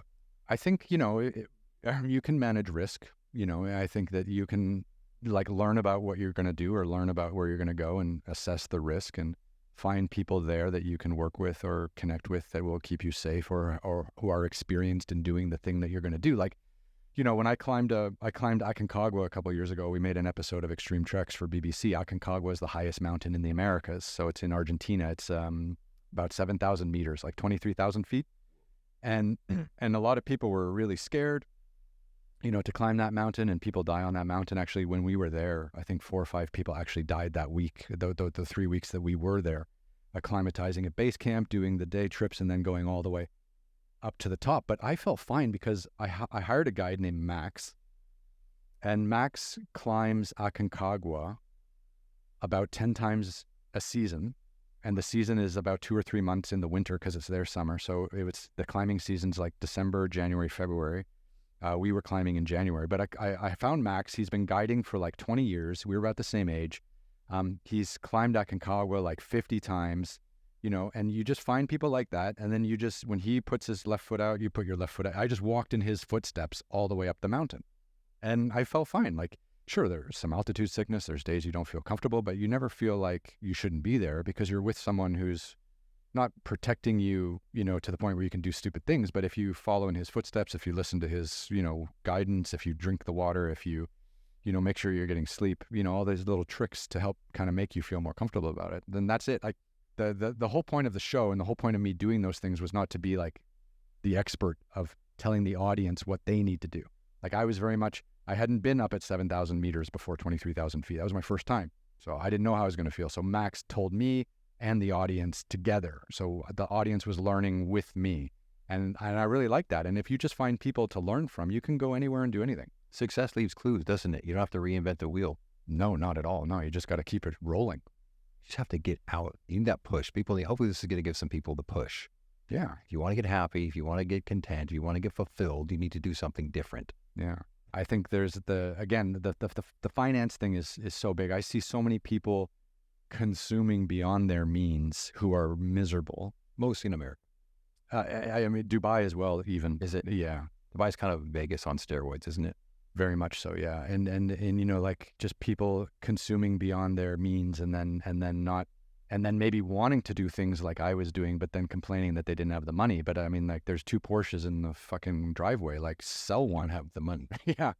Whoa, that's the Joneses in a very bad light. Yeah, I mean, that's everyone. I mean, I really do see that everywhere. I mean, I don't know what your experience has been like traveling around, but it's earth-shatteringly expensive to live, in this world that we're existing in at the moment. So I really think you've got to be smart, cut back here, not do this.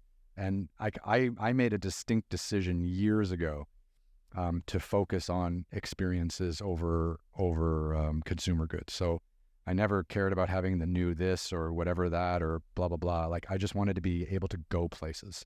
And the places I wanted to go to weren't expensive, but I needed to afford the time to not have to work to do that. So then I had to arrange my finances accordingly to make sure that I could take 2 weeks off of English teaching or working with the New York Times or whatever, so that I could go out to Tibet and climb some mountains with some friends and do that. And that's kind of how, and then I figured out how to monetize the climbing and the vacation part, and then everything switched. So what's your next adventure? What's the next unknown that you're going into? Yeah, I think I'm going to be doing a big trek in May in Peru, but I've been to Peru before. So Lima? It's a known quantity, yeah, flying into Lima. But Bhutan, I think in the summer will be huge because I'm going to do this thing called the Snowman Trek, which is like the toughest trek in the world. It's like 28 days, and there's 9 or 10 In Bhutan? Yeah.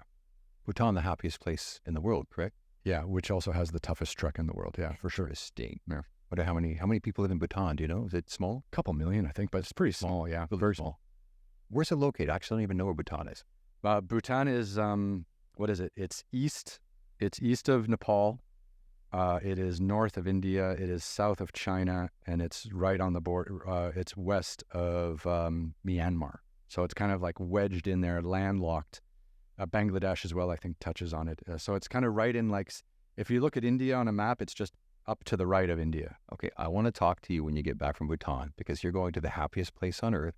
And I just want to find out what you took away, how it felt, what it was, some epiphanies you had there. Because you're going to have some experience to go to that place. You're going to have absolutely, yeah. It's going to probably change you. I hope so. Because the cells of your body are probably going to be, it's like osmosis, right? Yeah. You're going to be in this new energy that's just peace and joy. And I love the people. Like the people really make the trip, right? So when you go out and you climb the mountains and stuff, we're obviously making a TV show. So we have a lot of porters, we have guides, we have people with us. Like we're not doing these things in isolation. And we always show all the guides and stuff. And I remember in Papua New Guinea, we had about 18 porters because we had like 400 pounds of camera equipment that we had to drag through a rainforest for over 100 miles, right? So we had 18 porters, and they were all these big Papua New Guinean guys, and they were amazing. They were all locals. They all lived along the trail that we were going on. So, but, every night after trekking, they would have a guitar out. They'd make a fire. They would cook. We would sit together, laugh, talk. They could speak some English and stuff like that. And those moments are life-changing. Like, obviously, the sweating and the challenge of the journey was great, but just sitting around in a rainforest, on the top of a hill, you've come to a little clearing, and then that's camp for the night. And then you're surrounded by these amazing people who get to do that, like, week in, week out. And then you're sharing that culture, that cultural experience with them, learning about what they do, learning about how they do it.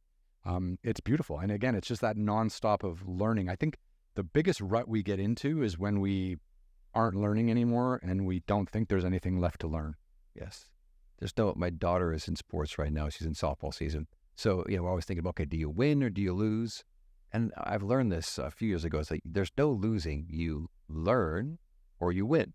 Mm-hmm. And if you don't win, you learn. There's no losing. So just like that, you're learning through experiences. You can just get the failure out of it, get the comparison out of it. Yeah. Just you're learning, you need to expand and grow. Straight out of Ted Lasso. Is that it? Is that his? Yeah, no, it's the show on Apple TV. I love it, but did he say you learn or you win? I forget. He didn't say it quite like that, but he said he basically doesn't care about wins and losses. It's all about the journey. Man, and I love Ted Lasso. I've seen all of them. It's so good, so bad, so sad that show is over. Hopefully they'll bring it back. It was too powerful. Yeah. Too phenomenal. It was. So I've got a question for you. What was modeling in New York like? Whoa. You really want to hear this? Let's get into it.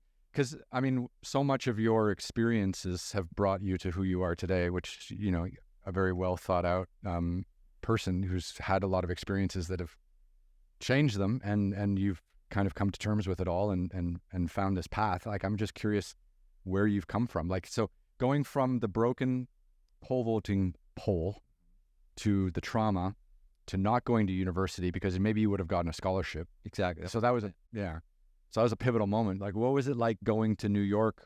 Because in my, correct me if I'm wrong, but you might have been a little broken when you arrived in New York because of your, Absolutely. I was pivoting because my modeling agent at the time, because I was kind of a big fish in a small pond of Spokane, Washington's robust modeling world, right? Mm-hmm. I was doing fashion shows for Nordstrom's and Runway, some TV commercials locally and some editorial stuff. And I was 18 years old doing it for a couple of years. And then this whole pole vaulting thing happened. And my agent's like, forget all this high school, from high school to college. You're going to go to New York and you've done well here. You're going to go compete in this international modeling and a talent association competition they have every year. I think they still have it. So I said, okay, great. So I saved my money, had this dream of getting a big time modeling contract and just, forgetting university, forgetting out everything else, these dreams that I had. And this was my new dream, my new focus. So once again, I was goal setting. Mm-hmm. And I read this wonderful book by Nora Vincent Pyle called The Power of Positive Imaging, which, you put your goals on your bathroom mirror and then, you would just visualize each night before you go to bed, them happening. So I had this vision that I was in this hotel. I didn't know what it looked like. I just saw this red carpeted hotel, right? This ballroom with the red stairs going up to a stage. And I imagine there's a podium there. And I said, I'm going to get a contract. And I saw it from the end. But once again, thinking from the end instead of about the end. I kind of learned that initial concept from Norman Vincent Peale, who was a great teacher back in the 50s and 60s. And I just visualized every night for like 2 months, this was going to happen because I was preparing myself for this 7-day competition. So long story short, I get there and it's amazing. We're staying downtown. I'd never been to Manhattan before. It's like, oh my gosh, this is incredible. What was that like though, going to New York for like the first time and then going there for like an actual purpose and not just as a tourist? You know, they call it the Big Apple, right? So I'm thinking, oh my gosh, I'm going to take a bite out of this apple. That's like my whole motto is like, I'm just going to own this town. You're an athlete. You're a very high level athlete, but I've always loved sports. I'm a big golfer now. I love competition. I love sports. Mm-hmm. It's interesting. You think of Now-ist, you're a spiritual person. Why do you like sports and competition and winning? It's all about the now. Exactly. Yeah. The best way to experience the highest level of flow is to be fully present in the moment. I think that's really important too, actually. And I think that's one of the things that makes high-level athletes so good is being able to completely forget the day before or the game before and just be in the moment on today's game, focusing on this opponent, focusing on this, defender that you need to stop, and just breaking it down into like these exact now moments. And you're a high-level athlete. That must have been what you did. I mean, what position did you play? I was point guard. Oh my gosh, you're like running the show. Running the show, yeah. Back out there. For sure. With the 5. Yeah. So a lot of pressure. A lot of pressure. I had great teammates. I was playing the 1 guard and the 2 guard, depending. And sometimes I was coming off the bench for our captain and the starting point guard. But yeah, everything flows through you. So you've got to be on so that everyone else is on. And if you're off and the whole offense is flowing through you, then you're fucking up everyone else and no one knows where to be and where they're going to get the ball. So you need to be on and in complete control of where everyone is and what everyone's doing, or else, just completely. So you're an extension of the coach on the... Truly, and I brought that sport mentality and competition and wanting to win to this modeling. Competition. Thought this is a competition. I love competition. I love to compete. It's like a sporting event. I'm going to fucking crush them. Exactly. I said, I'm leaving with this big New York, this big apple, this place where dreams are, you've heard that Alicia Keys song, right? Right. The concrete jungle where dreams are made. About that song wasn't out yet, but that was kind of like my feeling. I'm going to go take a bite of the big apple. Right. I'm going to own this. I'm getting a freaking modeling contract. This is my new life because I came from such trauma just, months before. So I pivoted hard and I was kind of, not trying to look back in that rearview mirror. I was like, this is all I got. I was like 19 years old. That's a big step. It was huge, but I was just it was beautiful. Like I remember flying in, and my modeling agents with me, a few other people from my agency were competing. Got there, had 7 days of just, this kind of blissful experience, and I did really well. And so we're in this big awards banquet at the end. And honest to God, like the carpet of the ballroom was red. There were red stairs leading up to this stage with this big 20-foot screen behind it, which had, the pictures of the models and the pictures of the awards and who you were going to go with if you got signed.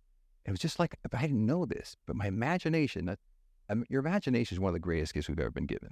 I've maintained that because I've used my imagination to create a lot of abundance in my life because I've touched on the intuition of my higher self, which I believe lives in that imaginative state. Mm-hmm. So in your dream state, that's where I would do it right before I go to bed. I would imagine myself walking up these red stairs, getting a modeling contract. And here it is, the 7th day of the competition.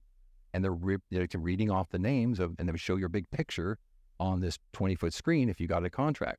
It's like there's 8, maybe down to the 8, they're kind of going through, they're giving 10 jobs, 10 spots of, contracts to these big companies. And it got to 8, and Patty, God bless Patty, my modeling agent, was sitting right next to me. And she kind of had this, oh no, he's not getting one. Because I just hyped it up so big. And I told her what I was doing. I had these mirrors this mirror in my bathroom, had all these goals. And the number 1 goal was to get this modeling contract. So 9 comes, no picture of me.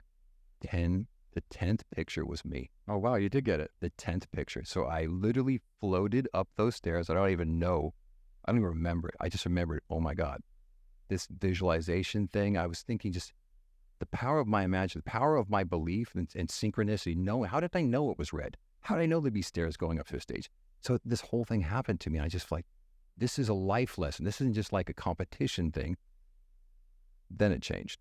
Everything changed. How so? Because I feel like by visualizing and setting those goals, you put a lot of pressure on yourself. And if it didn't come through, you probably would have been devastated again. I'm just curious, like, you know, did you even think about that, or were you just so goal focused? You like not making it was not an option. Kind of reflex trauma. You know what I mean? Like I was in trauma and I just had this jump into the unknown in such a desperate way.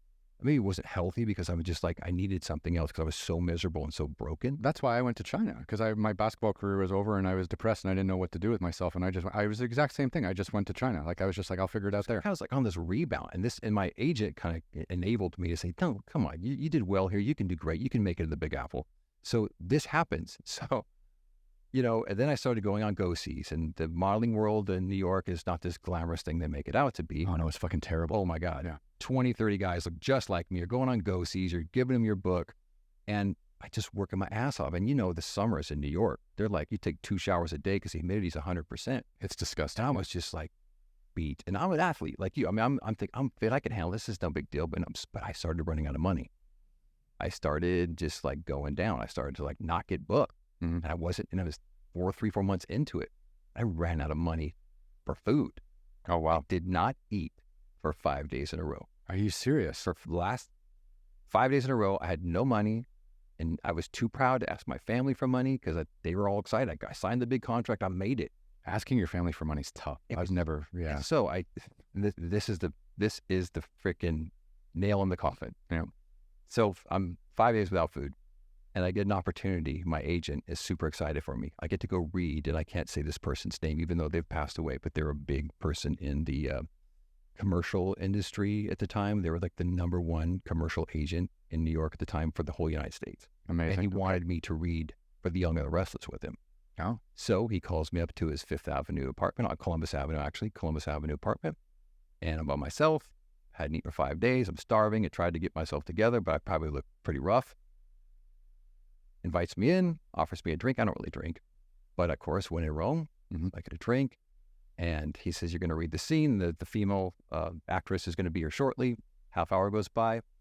And he says, you know, this part has to be, you have to be really fit. You know, can you take your shirt off? Like, oh, geez. You know, it's like, here we go. You look fit. I've seen your book. I've seen your book. I've seen your pictures. Oh, sorry. That's my parking.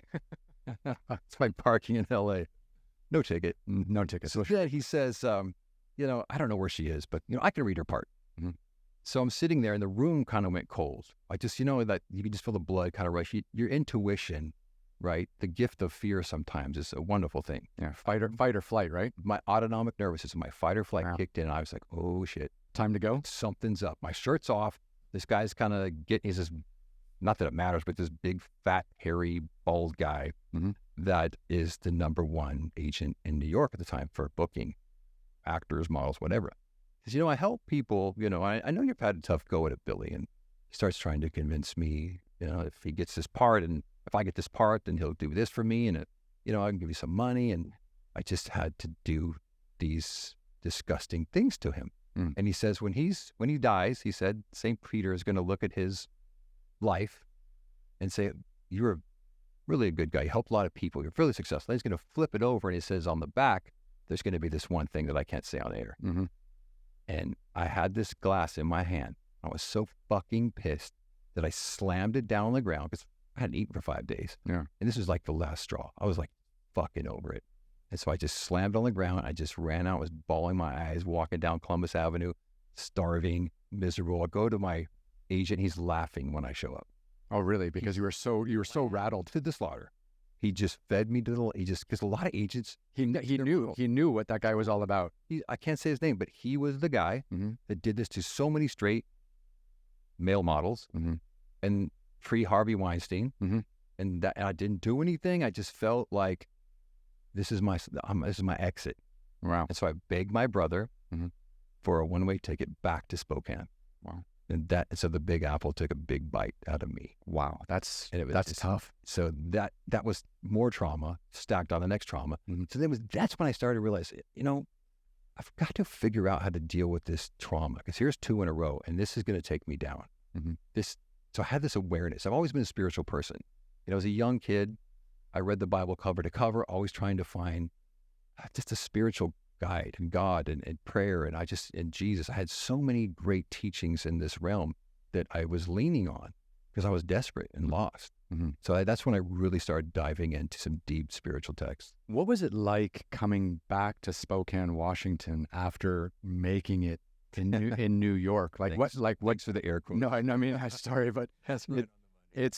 but I'm just wondering, like, because like making it and then having all these friends and family think that you were in New York doing really well, and then you come back to Spokane kind of broken. Like, what was that like for you, and like how did you kind of get out of that funk? Because that for me would have just been like devastating. And I think a lot of my family thought I was just going to come back from China broken, and I couldn't do anything there. I couldn't speak the language, didn't know people, like whatever.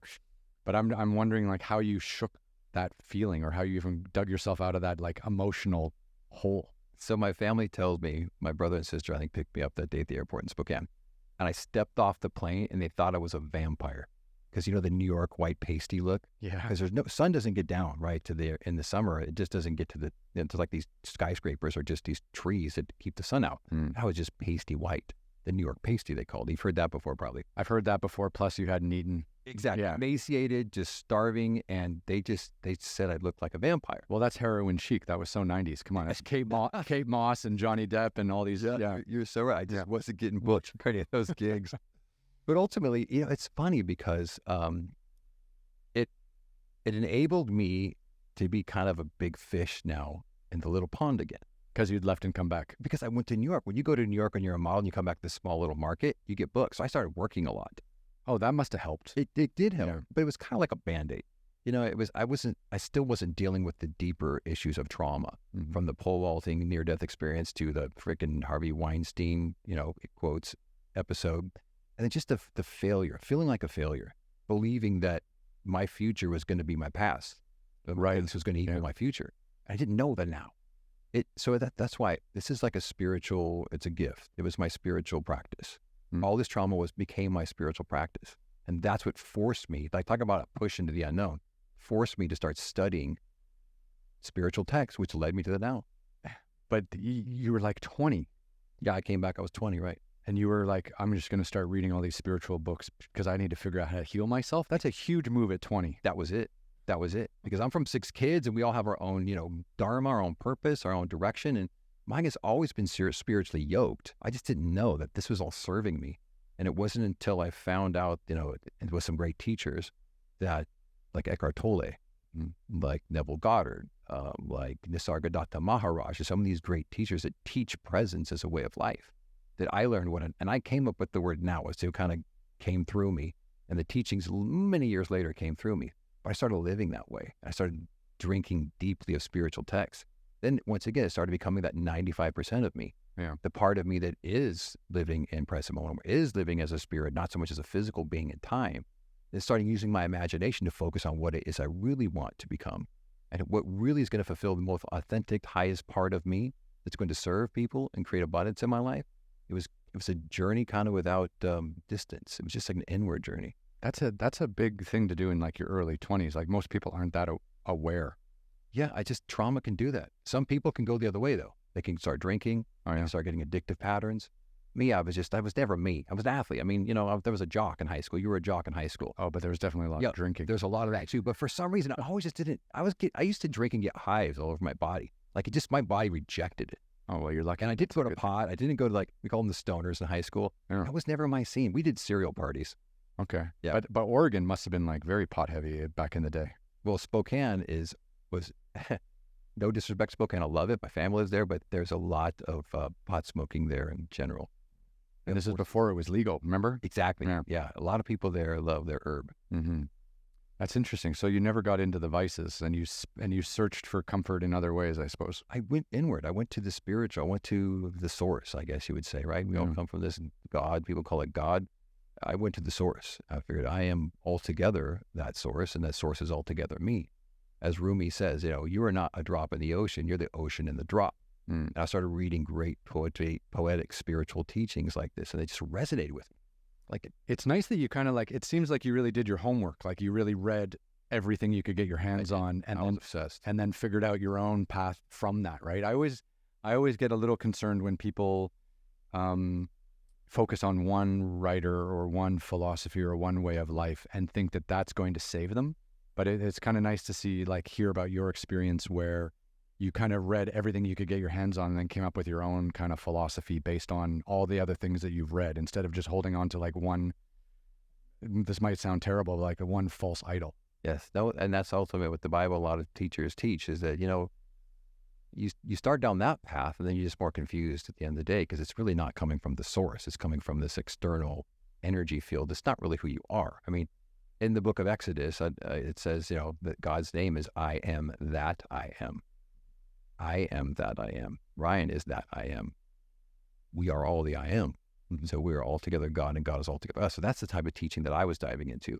Like, how can I find the God that's within me and live from that highest self back to what it is I want to manifest through my imagination and through my connection to the oneness? And doing this all while you're a male model. Kind of unusual. Yeah. Very, very, Isn't that very great? interesting. Took all these crazy experiences. Like, everybody has their story of trauma. Mhm. Did you know that half of all 8 billion people on the planet, half of the world has an unrequited trauma, childhood trauma they've not dealt with? Half.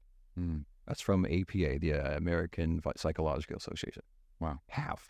That's huge. So my trauma was, when I was a young kid, through the divorce and all that. And you said you were divorced and came from a divorced family about the same age, right? But it was traumatic to you, like it seemed to be for me. It seems like. No, what happened to me was, we were kind of like, I guess I was like 7 or 8, so it's hard to really put a number on it. But like, my dad was just working so much, and then he would come home late, and I was going to bed early because I was young, I guess. And then when my parents got divorced, my dad would like spend all his time on the weekend with us. So like normally, like when we were all living together, I guess he was coming home late, and then on the weekend he was kind of busy doing some of his own things. But then when we split up, he would kind of take care of all of his shit during the week. And then when my brother and I would go see him on the weekends, he was like really there. Present for you. Yeah, he was.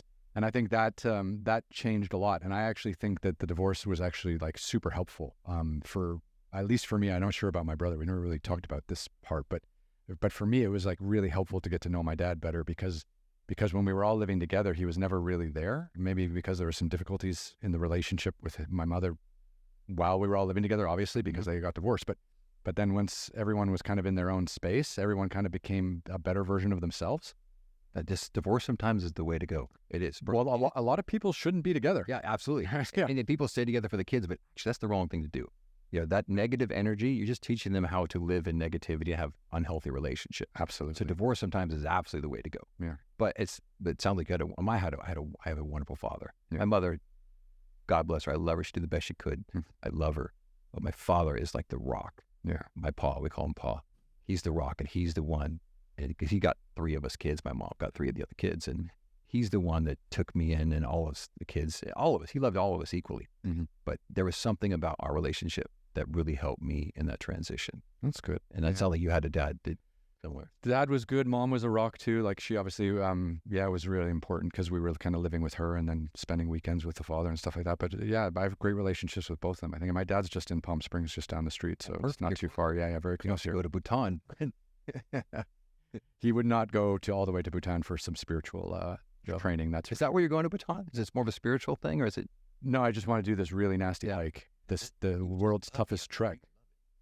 Well, it's there. Yeah. And other people are doing it, so why not, right? Like, just give it a try. You are rare, my brother. Wow. I just feel like, I don't know, every day passes, every year passes, like we're all getting older. There's, again, you're like living in the moment. Like, if 2024 goes past without me going to Bhutan and doing this trek, like, then I'll have to try to do it in 2025. And if that happens again, like, it's just the same fucking thing repeating. Like, you just got to break the cycle and get shit done. Everybody listening, rewind that, write it down, put it on your bathroom mirror. That needs to be your new lot. Get shit done 2024. Yeah. Like, just do it. Just do it. And take the push yourself beyond your comfort zone. And ignore everyone around you who's going to tell you no, or who's going to tell you that's a bad idea or that's something stupid. Here's a weird quote for you. Paula Abdul, right? I don't know if it's her quote, but she said it. There's no traffic after the extra mile. There's no traffic amazing. After the extra mile. It's not good.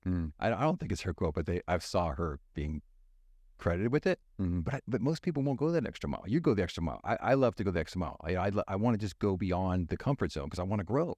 The soul is supposed to expand. Yeah. But there's no one out there once you're out there. Exactly. There's no traffic. Yeah. And you don't see traffic out there doing what you're doing. No. Because you're truly out there on the edge. Yeah, and I think it resonates with people, and I think like not everyone needs to go to Bhutan to push themselves or find discomfort. I mean, there's lots of things you can do in the continental United States. There's a lot of things you can do in your local community, giving back and stuff like this. It's a metaphor for, anything in your life that you would find challenging or difficult, but it all will lead to growth. So in some ways, doing things that you wouldn't think you'd like, or things that, would challenge you or force you into some discomfort, you're going to be a better person after that, like guaranteed.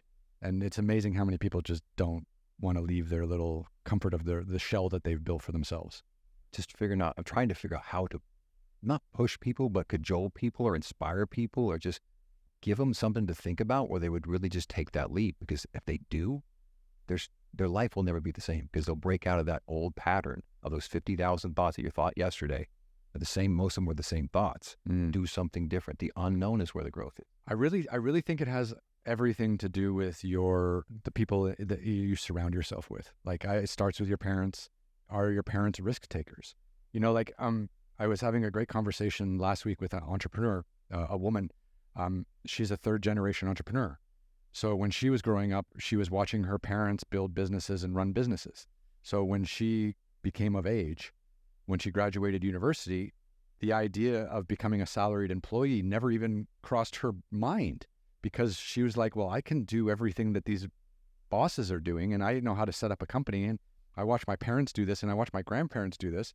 So she's an entrepreneur. She's got 5 companies. She seems very happy, very in her own space, financially successful. But most parents don't want to deal with their kids after university. So when I say that, I mean financially. Yeah. So it's like, go to university and then you're fucking on your own, right? But and that means low risk. That means finish university, get a job, do your job, work for someone else. Don't get fired.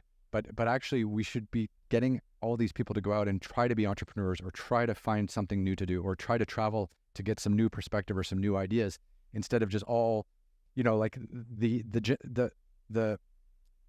what do I want to say? The definition of success for a university graduate is not to have a job lined up before you graduate. I don't think that is. I know that's like the benchmark for success for a lot of students, and a lot of students can't afford to take time off, or maybe can't afford to be entrepreneurs, but I think that's where the system might need to change.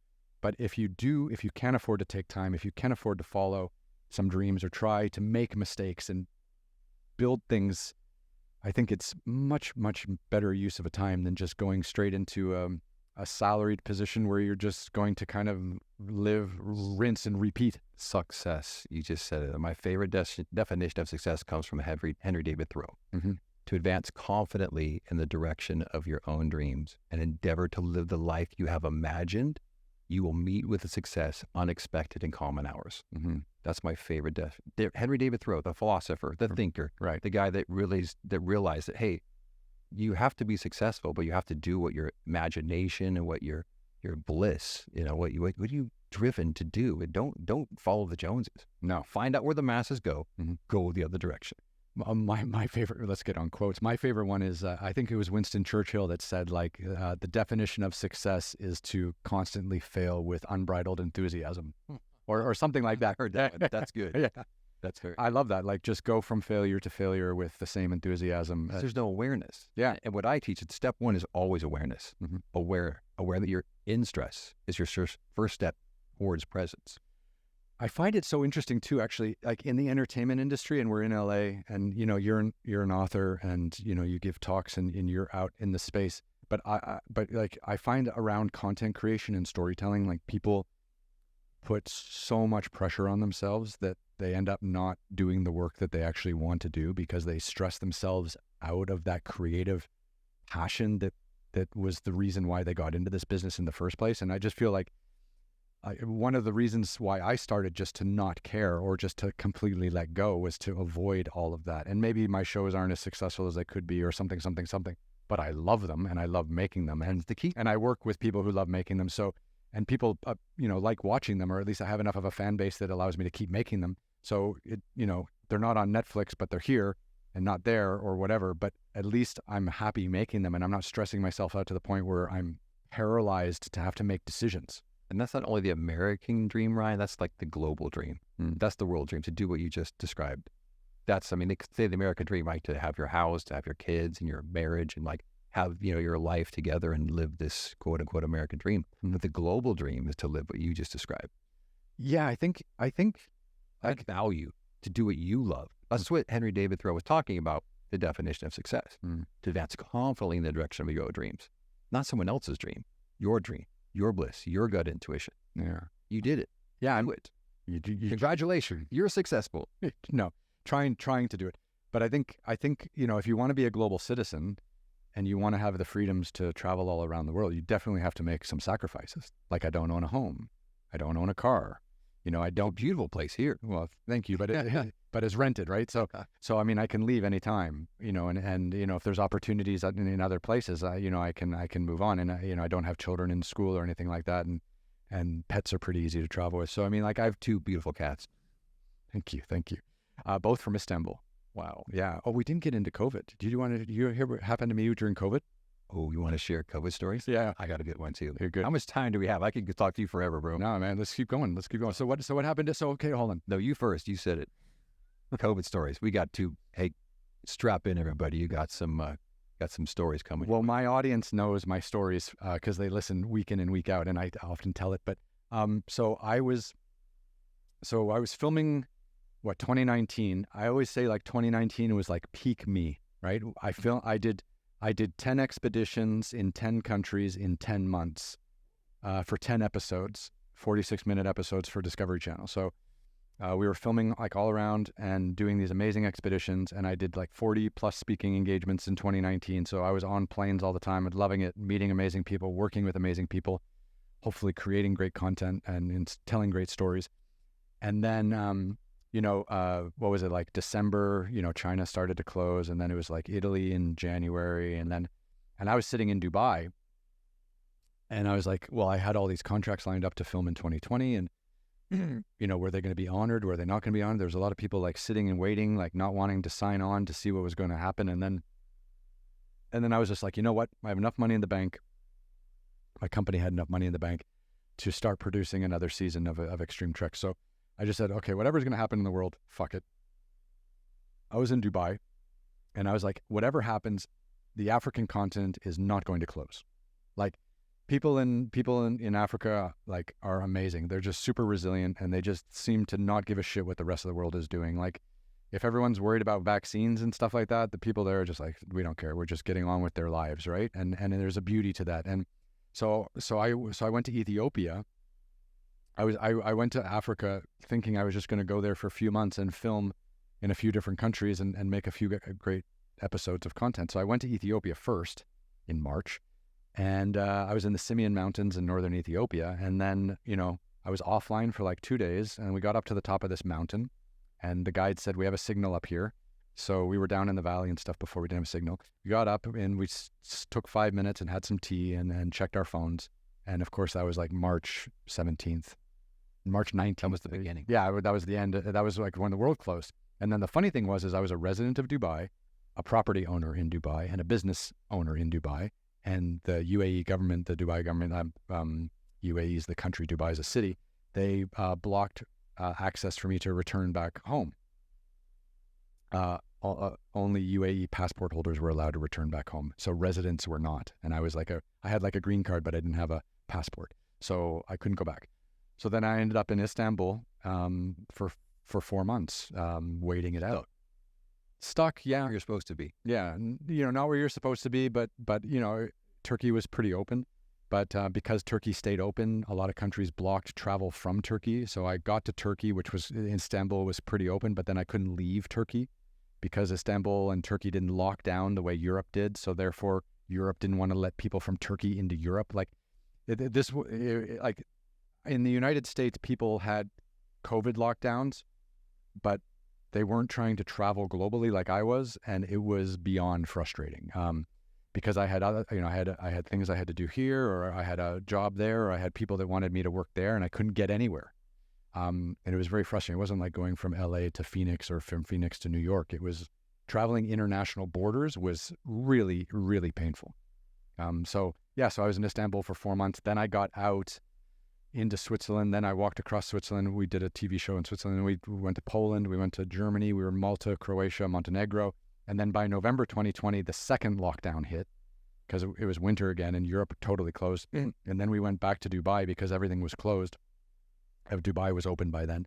And then the second lockdown really like shut us all off. So a lot of those great content creators and those great cinematographers that I worked with, like they've all left me to take on other jobs because I couldn't film for a couple of years. And now kind of everyone's kind of scattered again, and the industry's changed quite a bit with the kind of content that people are making, the kind of stories that people want to see and tell. So it's been really hard to get back, because the whole thing about running a production company is all about deal flow, right? Like you're getting paid to do this job, and then you allocate some of that profit margin into this next project to get the ball rolling so that you can get the contract to get that next project. So it's all about deal flow and having enough cash flow to keep everyone moving, right? Because you don't have to be filming all the time. Sometimes you're in development, sometimes you're in post-production. But getting back into the business today has been harder than when I first started in 2010.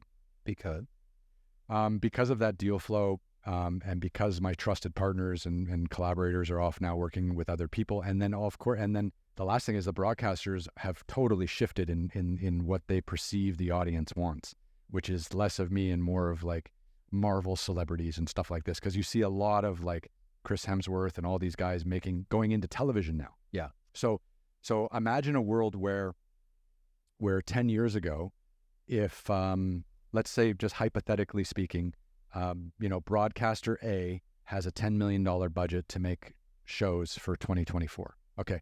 So 10 or 15 years ago, that broadcaster would take $10 million and give $1 million to each different storyteller, and come back with 10 totally different, beautiful TV shows, and then hope that one of them was a hit with audiences, and then they would get a season 2 and a season 3, and then the others would get reallocated, right?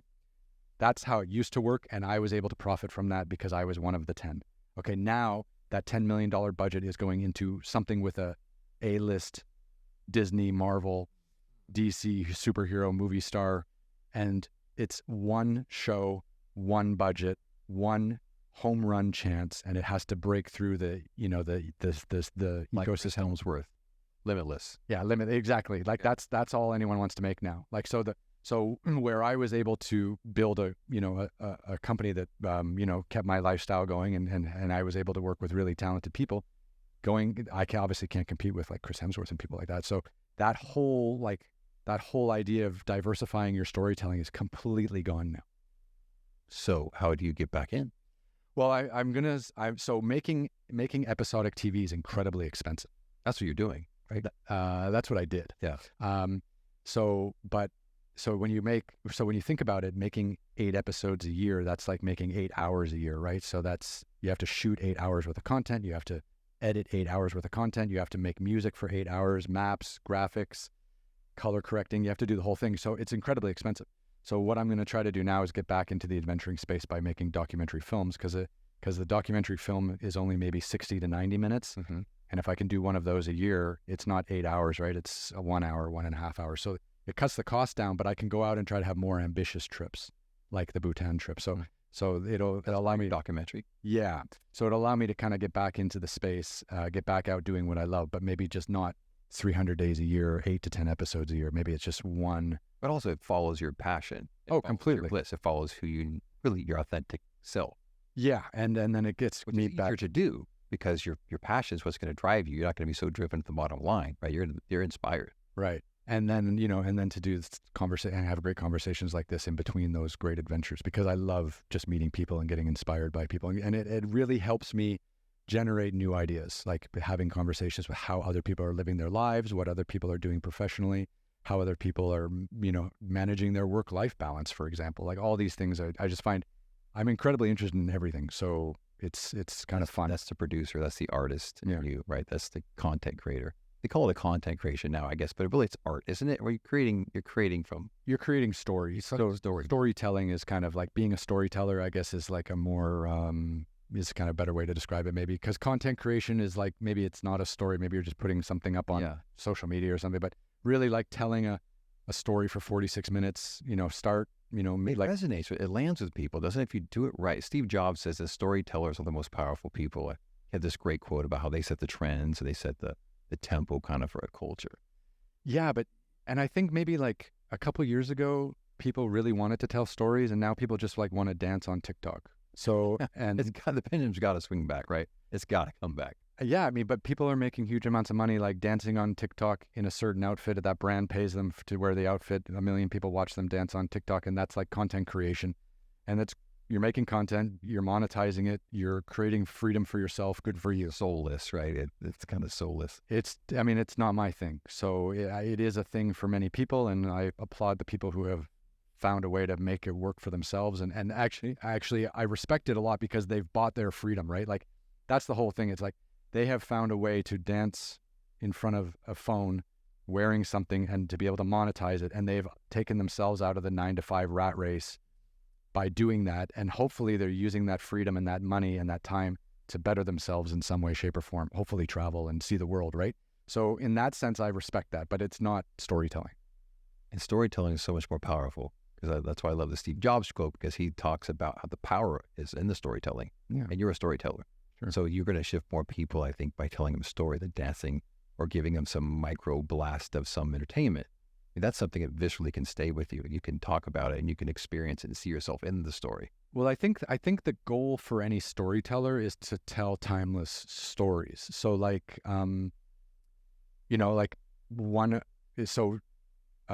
I distribute my television shows kind of globally. So I get these reports quarterly about like, what TV shows are being sold in which territories. And my TV shows that I made like 10 years ago are still being broadcast all around the world, which is great. And I still get revenue from that, which is great. But if you make a TikTok video, and you're dancing in an outfit and you're getting paid for that, that dance in that outfit might not also be seen 10 years from now. So you're monetizing in the moment, which is great, but then, you're not creating something that's going to have like lasting value. You're kind of just grabbing it quick, and grabbing it quick is amazing because, again, if you can get yourself out of the 9-to-5 rat race and live with some element of financial freedom in your life, do it. Do whatever you have to do. I mean, don't sell drugs or kill people, but do it, because you'll create benefits for yourself in other ways. But I've always wanted to create like these kind of timeless stories where people can go out and watch them for years and years. And we don't use technology in the episodes. We don't talk about politics in we don't want to put a date stamp on any of these episodes, so people can watch the trip I did in Brazil in 2015, and they might watch it today and be like, "Oh my God, this guy was in Brazil like last year," but it was like 8 years ago, right? So I've always really cared about that.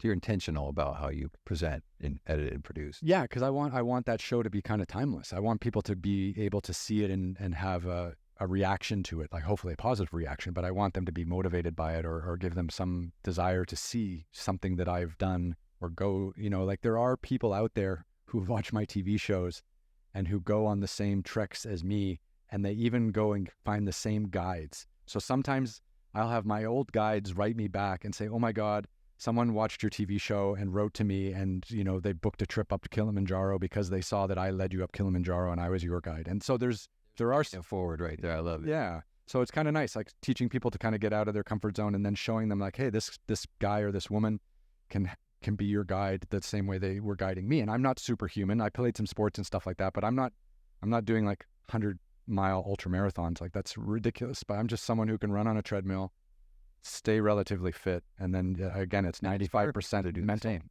That's what's so beautiful about it. You're inspiring people to do the same thing. Yeah. Success leaves clues. And stories leave clues. So just follow those breadcrumbs. Yeah. All the way up the mountain. So what's your COVID story? Okay. So my wife had her 50th birthday. I think it was 2020. And we were locked down, right? The whole United States was locked down. March, April, May, when are we talking about here? Her birthday is New Year's Eve. So it was 2019 going into 2020. You guys were locked down in January? Yes, I think that's correct. Okay. I always get my dates mixed up because, I'm living in the now. Yeah. But it's around that time. And it was her birthday. It was her 50th birthday. Which is a big one. Exactly. And I wanted to have a party for her. And she loved surprises. And most people don't love. I love surprises. I wanted to surprise her. She didn't want a surprise party. Yeah. She wanted to plan it. We couldn't have a party because we're on lockdown. You couldn't have gatherings. Remember, it was just totally shut down. Right.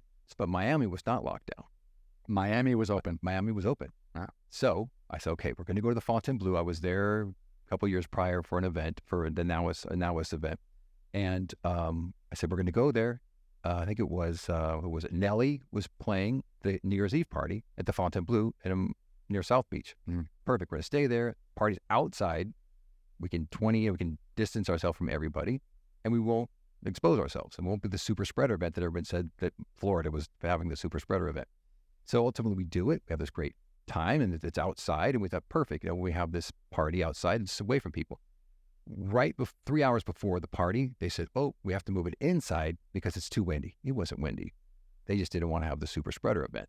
I found out later. So because that media attention would have been terrible. Exactly. Yeah. So 1,000 people at this party, they move it inside of this huge ballroom, but you still had you couldn't dance. There was no dance floor. You had to be small tables. You had to be 20 feet away from everybody. So we still had a great time. I had some friends there. We had an awesome time. We rang at her 50th birthday party. It was awesome. And you had to fly from California to Miami on a small plane as well before you could even celebrate that. So I mean, like the logic of spacing is ridiculous. You're right on my wavelength, because so we fly back January 2nd or 3rd, and January 4th or 5th, we come down with COVID. And neither of us had COVID because we were very conscientious and drinking healthy smoothies and taking vitamins and washing our hands. And then we give it to our daughter. So all three of us are in our house with COVID. My wife has an incredible immune system. She's a high-level runner. I don't think I've just had a flu maybe once in our 29 years of marriage. She never gets sick. She's super fit. And our daughter, very healthy as well. And I'm healthy. I don't get sick. I hadn't had a flu or cold at that point for like 10 years. I just don't get sick because we're healthy. And when you live out of stress, your immune system is much stronger. Absolutely. Yeah. So my wife and daughter both get over this in about a day and a half. So I was bedridden for 10 days with a fever of 102 solid for 10 days. Oh my God. I lost tons of weight. What is going on? There's this crazy COVID on me that was taking me down. And my wife, we didn't tell anybody in our family because I didn't want them to worry, because my father had open heart surgery. And our father's the rock of our family. And I didn't want everybody's prayers to go to me. I wanted them to stay with him. So I didn't tell anybody. But the 10th day, she calls our doctor and they said, hey, my cough was starting to become what they called COVID lung at the time, getting very wet, very dangerous. It was starting to go to, people were getting intubated back then. You remember, it was a scary time. Yeah, it was very ugly. So we tell my family, everybody prays for me. The next day, my fever broke. And I know that was not a coincidence. There was just this collective energy of prayer from my big, beautiful Italian family that just ascended on me. The next day I started losing my temperature and I just started recovering. So I stayed there and I quarantined for, I think it was 12 days in that room, away from my wife and daughter. They were just slipping food to me when they could.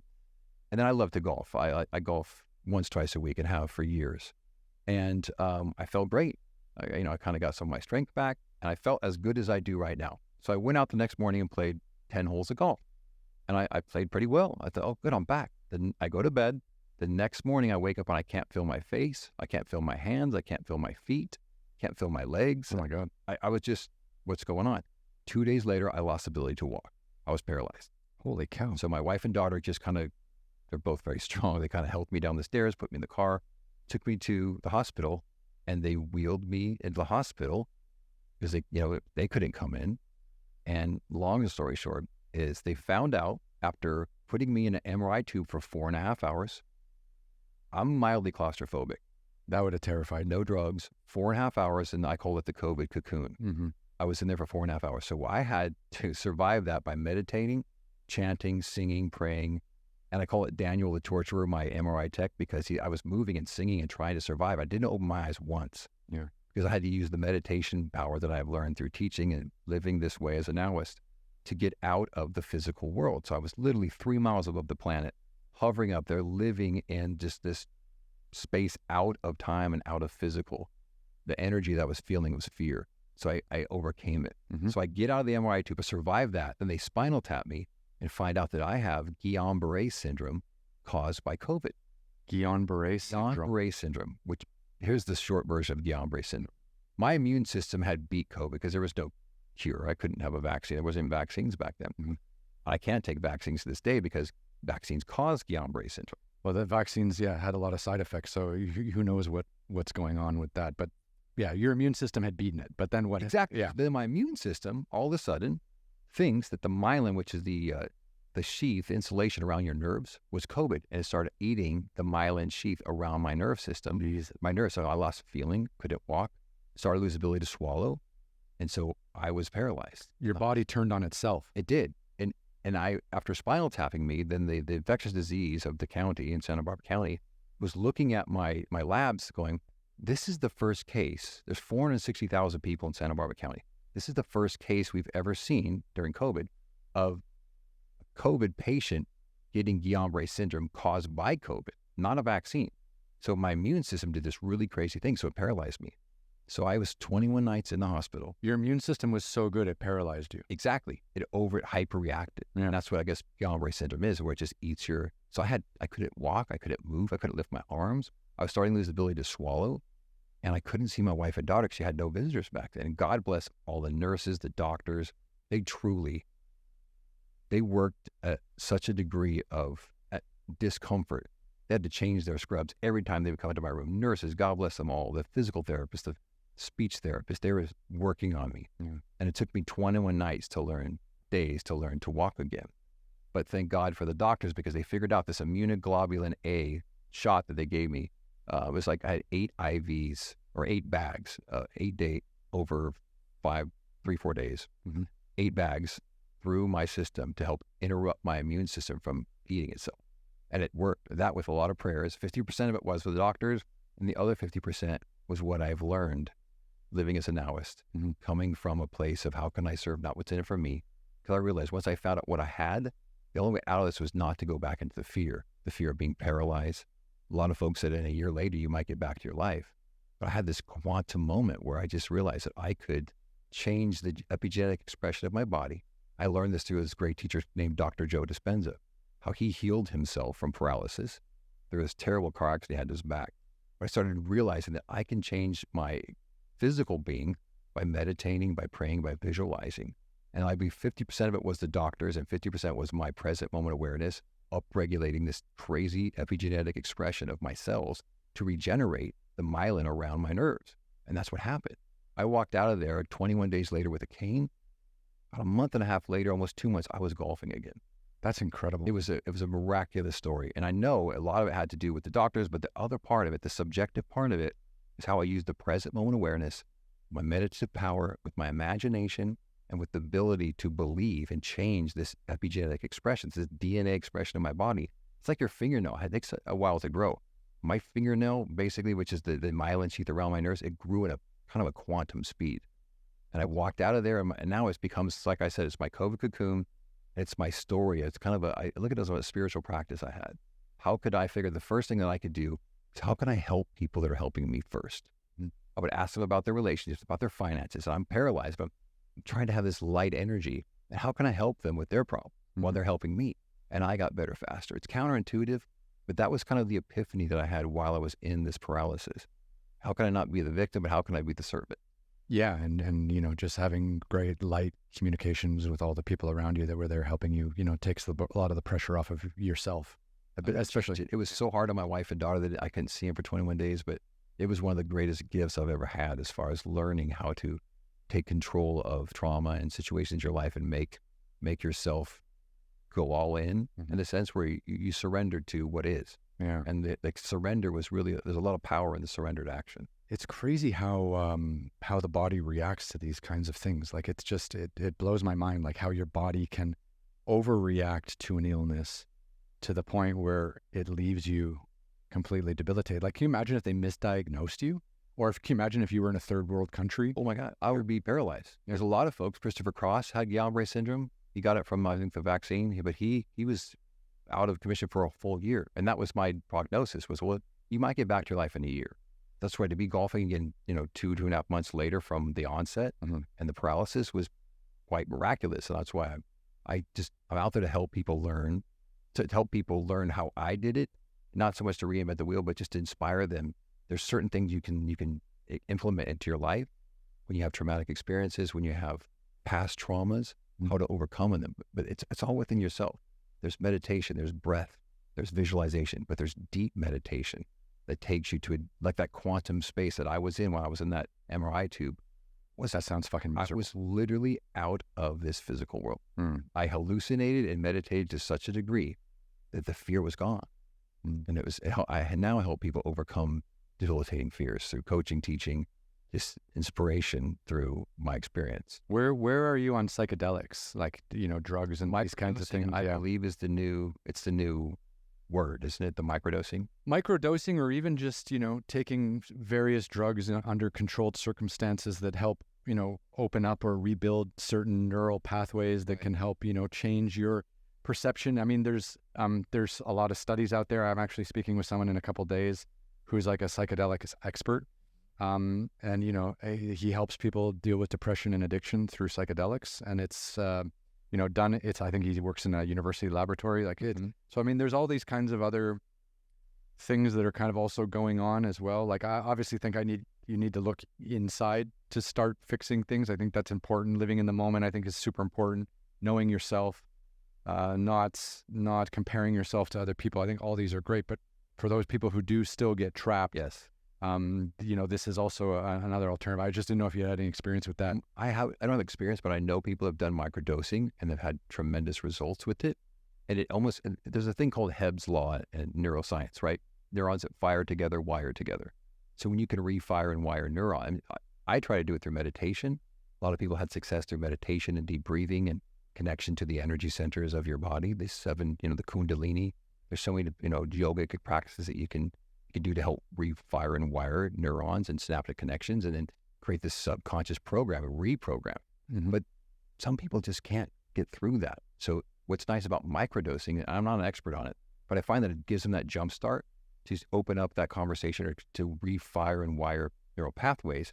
They can get into this realm that they can't otherwise get into because of past trauma, post-traumatic stress. Yeah. So I think it's the next frontier of help for people in depression and anxiety. Yeah, I think it's interesting because there's a very well-known comedian who suffers from depression, and he was saying that he'd been on pills since he was like 13 years old, and he's my age, he's in his 40s, so and he was in and out of therapists, regular visits, on pills his whole life. And then he did one of these ayahuasca retreats and things like that. And he said he hasn't had any antidepressant pills, and he hasn't had like a depressive episode From one ayahuasca ceremony? multiple, and on a regular basis.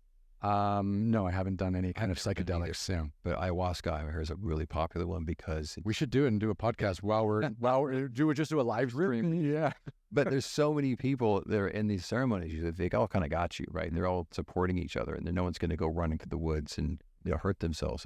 It's important, I know, to have somebody there, a professional, someone that knows what they're doing. It's like it's a journeyman, or I don't know what it's called, like a shaman, right? And you must experience a lot of spiritual things on these adventures, right?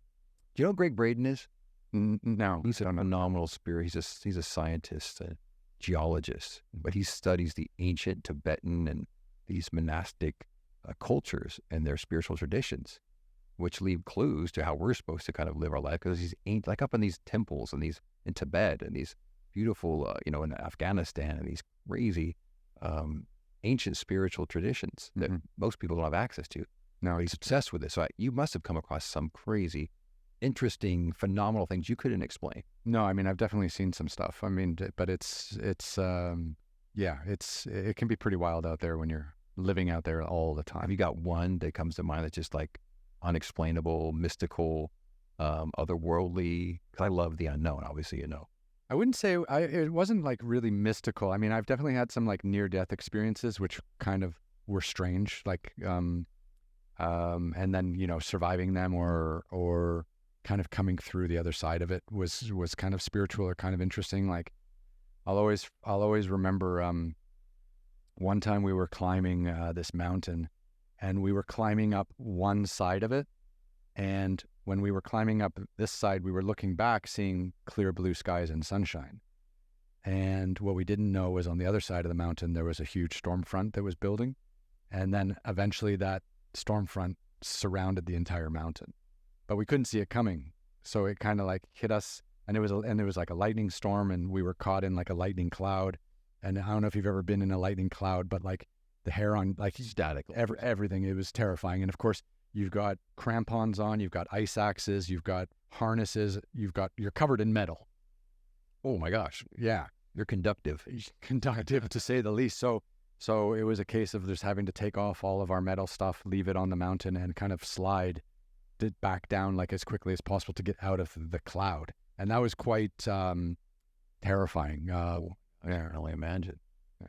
And you survived, thank God. We survived. We're still here. But yeah, it definitely spooked us significantly. And then it was a big deal to kind of get up the next day and go back up the same path. And to go get all your crampons and all your... Well, because we needed it to finish the trip, right? It was ice and snow, right? Yeah. It wasn't rain and it was sleet, or it was snow. What was it? It was snow and lightning. It was snow and lightning go together. You think of rain and light. You don't think of snow and light. Yeah, but at a certain altitude up high, that's all there is, right? If we were down, in the valley or something like that, maybe it would have been rain. Never heard of lightning and snow. You never think of those together. If you're up high enough, it happens a lot. Yeah, you got to be up over like maybe 16,000 feet, like 5,000 meters. Yeah, if you're up around that height, you'll get lightning and snow quite often, and insane wind. Like we've been in massive windstorms too, but yeah, I mean, it's just kind of, part of it. Again, too, like our guide was pretty prepared. He seemed, like he knew what to do. He knew it was coming in the sense. He had the sense that. Yeah, I mean, and especially too, like I always tell people, like climbing Mount Kilimanjaro is the best way to start if you want to do like high altitude adventures, because it's on the equator and the weather's super predictable. But when you start going north to Mount Elbrus or south to Aconcagua or north to it used to be called Mount McKinley. What's it called now? Denali in Alaska. Like when you start getting up too far north or too far, the weather is just unpredictable. And that's where most of the real dangers. You're not afraid of it, are you? Well, you got to give it a try. Yeah. You must be extremely prepared, though. You don't just go into this thing, think I'm going to have this adventure. You're prepared. Well, I think the preparedness comes from trusting the team that you hire to take you there. And then, of course, your past experiences and knowing what to bring, how to prepare, how to take care of yourself on a day-to-day basis so that you can deal with the adversity, right? You're constantly, every day, you're learning how to be better the next day. So the more adventures you go out and do, the easier it is for you to mentally prepare, because you've been in so many different situations. And sometimes we're like, oh, this is like that moment from 2 years ago when we were there, like these moments do kind of reappear. But it's wild though. Like, most problems in the mountains can just be fixed with drinking water. Like that. Hydration. Yeah. Interesting. Most people, that are stressed out, overwhelmed, out of maybe their mind, out of sorts, like you headaches. Hydrate. Yeah. Hydrate. If you don't drink water, your body doesn't work. So your brain especially, right? Yeah. Your body's what? They say 70% water, but actually most of it's muscled water. So it's probably 90% water. Yeah, I think 90% is where it's at. So it's just like, if you're not making good decisions, if you're not thinking straight, if you're not doing this, if you're not doing that, if you've got a headache, if your muscles are aching, like you don't need pills, you don't need altitude sickness pills, you don't need anything. You just need to So the number one way to survive is to drink water, is to not go into a state of anxiety. So if you're on the side of a mountain and you're feeling like shit, a lot of people will start to have an anxious moment. They will start to hyperventilate, which will only lead to worse situations. Then people will die, or then they have to be rushed down the mountain. But if you can start to see, that you're starting to feel uncomfortable, that some things aren't working the way you want, then you need to sit, really focus on your breathing, very similar to meditation. And then it's just about fluids, because your body is not working because it doesn't have enough of what it needs to work. And 90% of the time, it's always water. It's crazy. I wonder if that applies to life in general. I think that does. Yeah. About like stress, anxiety, overwhelm. I wonder what percentage of those people are underhydrated. I mean, it seems too simplistic, right? But there probably is a lot of truth to that. I think there is. Your body completely runs on water, and the 90% water. The planet's almost the same ratio that we are, aren't they? How much water's on the planet, how much water's in us? It's kind of a clue. Yeah, it is, I think. Well, I'm just so inspired by the fact that you were just telling me how you be prepared and you trust these people. And as you're saying that, I'm thinking about my life and some of the traumas that I've had. And my preparation was reading these deep spiritual texts of all walks of life. It was like my preparedness to deal with trauma, my preparedness to deal with life in general was to do the deep work. Like you do so much work to prepare, right? And then you trust people and you get advice and you work with people as in a team and in a group. And you gave yourself a PhD by reading all these ancient texts. So if we could inspire people to get more prepared internally through doing the deep work, the heavy lifting, which is drinking of deep books, spiritual books, because most people's problems are kind of solvable if they just had some knowledge or some more importantly, some inspiration. Because Einstein said, imagination is more important than knowledge. Knowledge can take you from A to B, but imagination encircles the globe. That's his quote. Yeah, I mean, you really have to have the idea to go out and do something. Like you have to have that imaginative presence to think like, I'm going to go out and do that. I want to go out and see that. It comes from an inspiration, right? It doesn't really come from a thought. I think it comes from something higher. It comes from an inspiration, an energy source. That's your gut. It's your intuition. Yeah, it's telling you to get off your ass and go do something. Right. Yeah. That's go climb a mountain. Yeah. Or walk across a desert. Actually, a lot of the toughest trips I've been on haven't been the mountain climbing stuff. It's been the deserts. The deserts are a mind fuck because you're up for like a 10 or 12 or 14-day trip. You're going to be doing 100, 150 miles, something like that, through a desert. No roads, no mobile phone, nothing like this. And it's kind of terrifying because every day is like the same. It's Groundhog Day because the scenery is the same. You're walking through this, the same kind of environment. Like it's very mentally taxing because you don't feel like you're making progress. Climbing a mountain's amazing because you're going up and then eventually you get to the top and then you go down. So every day you feel like shit, you're like, it's okay. I'm getting closer. I'm getting closer. So there's some motivational factor there where you feel the progress, you can see the progress, and that helps you get it done, right? But in a desert, you're just walking around aimlessly. You're following this guide, but does he know where you're going? Why are we not going this way? It looks the same as this way. 360 degrees, everything looks the same. And there's no ways. For days, yeah. And the first couple of days, you're just worried about the physical element, and then your mind just starts to slide. It's hot too, right? Some deserts are really cold, like the ones up in Mongolia and like northern China that we went through. They're freezing, like they're below zero at night. Do you know who Wim Hof is? Yeah, I know the Iceman. The Iceman, yeah. You ever met him? I've never met him. Apparently, he did a marathon in the Namibian desert without drinking water. Have you heard that, or a half marathon? I haven't heard that. No. He's done some. They're actually making a movie about his life. I think Joseph Fiennes is playing him. Oh, interesting. I love the Iceman because he's done all these incredible. He has 27 or 29 Guinness Book of World Records for cold water swimming, and I'm familiar with his cold water stuff. Yeah, it's incredible. But he's done these things that are superhuman. Well, he's made ice plunges like the biggest rage in the world. Like every ice plunge company should be paying a. But I do not what he does, but I take cold showers to help upregulate my immune system. Yep. It also it de-escalates stress, helps you sleep better. Yeah. So just ever take 30 seconds to a minute cold shower every day before you start your shower. When you finish your shower, just see how it changes your immune system and how you sleep better. Because this adrenaline upregulates, this epinephrine upregulates in your body. I learned that from him. I was just so fascinated by him. So I can't wait for this movie to come out whenever it's coming out. But it's a fiction. It's a bio. It's kind of a biopic, I think. Yeah. But he's look him up, Wim Hof, the Iceman. I know him. Yeah. He's just it's amazing, and people all over the world are just drinking his Kool-Aid. Yeah. In a good way. Well, I got really into ice baths in university because you would finish training and then go sit in a cold tub. Yeah, you got to get the inflammation out, right? Yeah, or else you wake up the next day all puffy and then you can't train, right? So like ice baths after a 2.5-hour practice was mandatory, back in the day. And for a while we were doing cold showers, and then they kind of upgraded our athletic medical facility, and then we started getting cold baths and stuff like that. It was life-changing. Try it. People should try it. Do the cold shower. But just go check out Wim Hof on his app or on the internet. His stories are crazy. Yeah, but don't try everything he does. Disclaimer. Dangerous. Yeah, it's very dangerous. Some of it's crazy. Very dangerous. And he climbs up a mountain, right, in just shorts and 15,000 elevation and freezing, and takes many people with it. But he teaches a breath. Has an intense way to breathe. Yeah, the breathing thing is big. Which helps you kind of change your physiology and get you prepared for it. Yeah. But it's powerful. And I'm looking to help people get out of anxiety and depression and stress. He is kind of an organic shaman, if you will, helping people do it with their own physiology and their own immune response and their own kind of upregulate epigenetic expression of their DNA and helping them just talking about microdosing and dealing with depression and anxiety. he's kind of doing it in a natural way. And that's why I think everyone's just gravitating to his teachings. How important do you think, I know we're both not medical doctors, but how important do you think diet is to like feeling good and feeling positive and feeling energetic like every day? Because I think most of us are just eating garbage and then therefore we feel like garbage, you know, and I really think, you know, again, it's this conscious, you know, learning the history, doing the work internally. But again, it's like drinking water, like eating properly, like eating light, not overeating, staying away from sugars.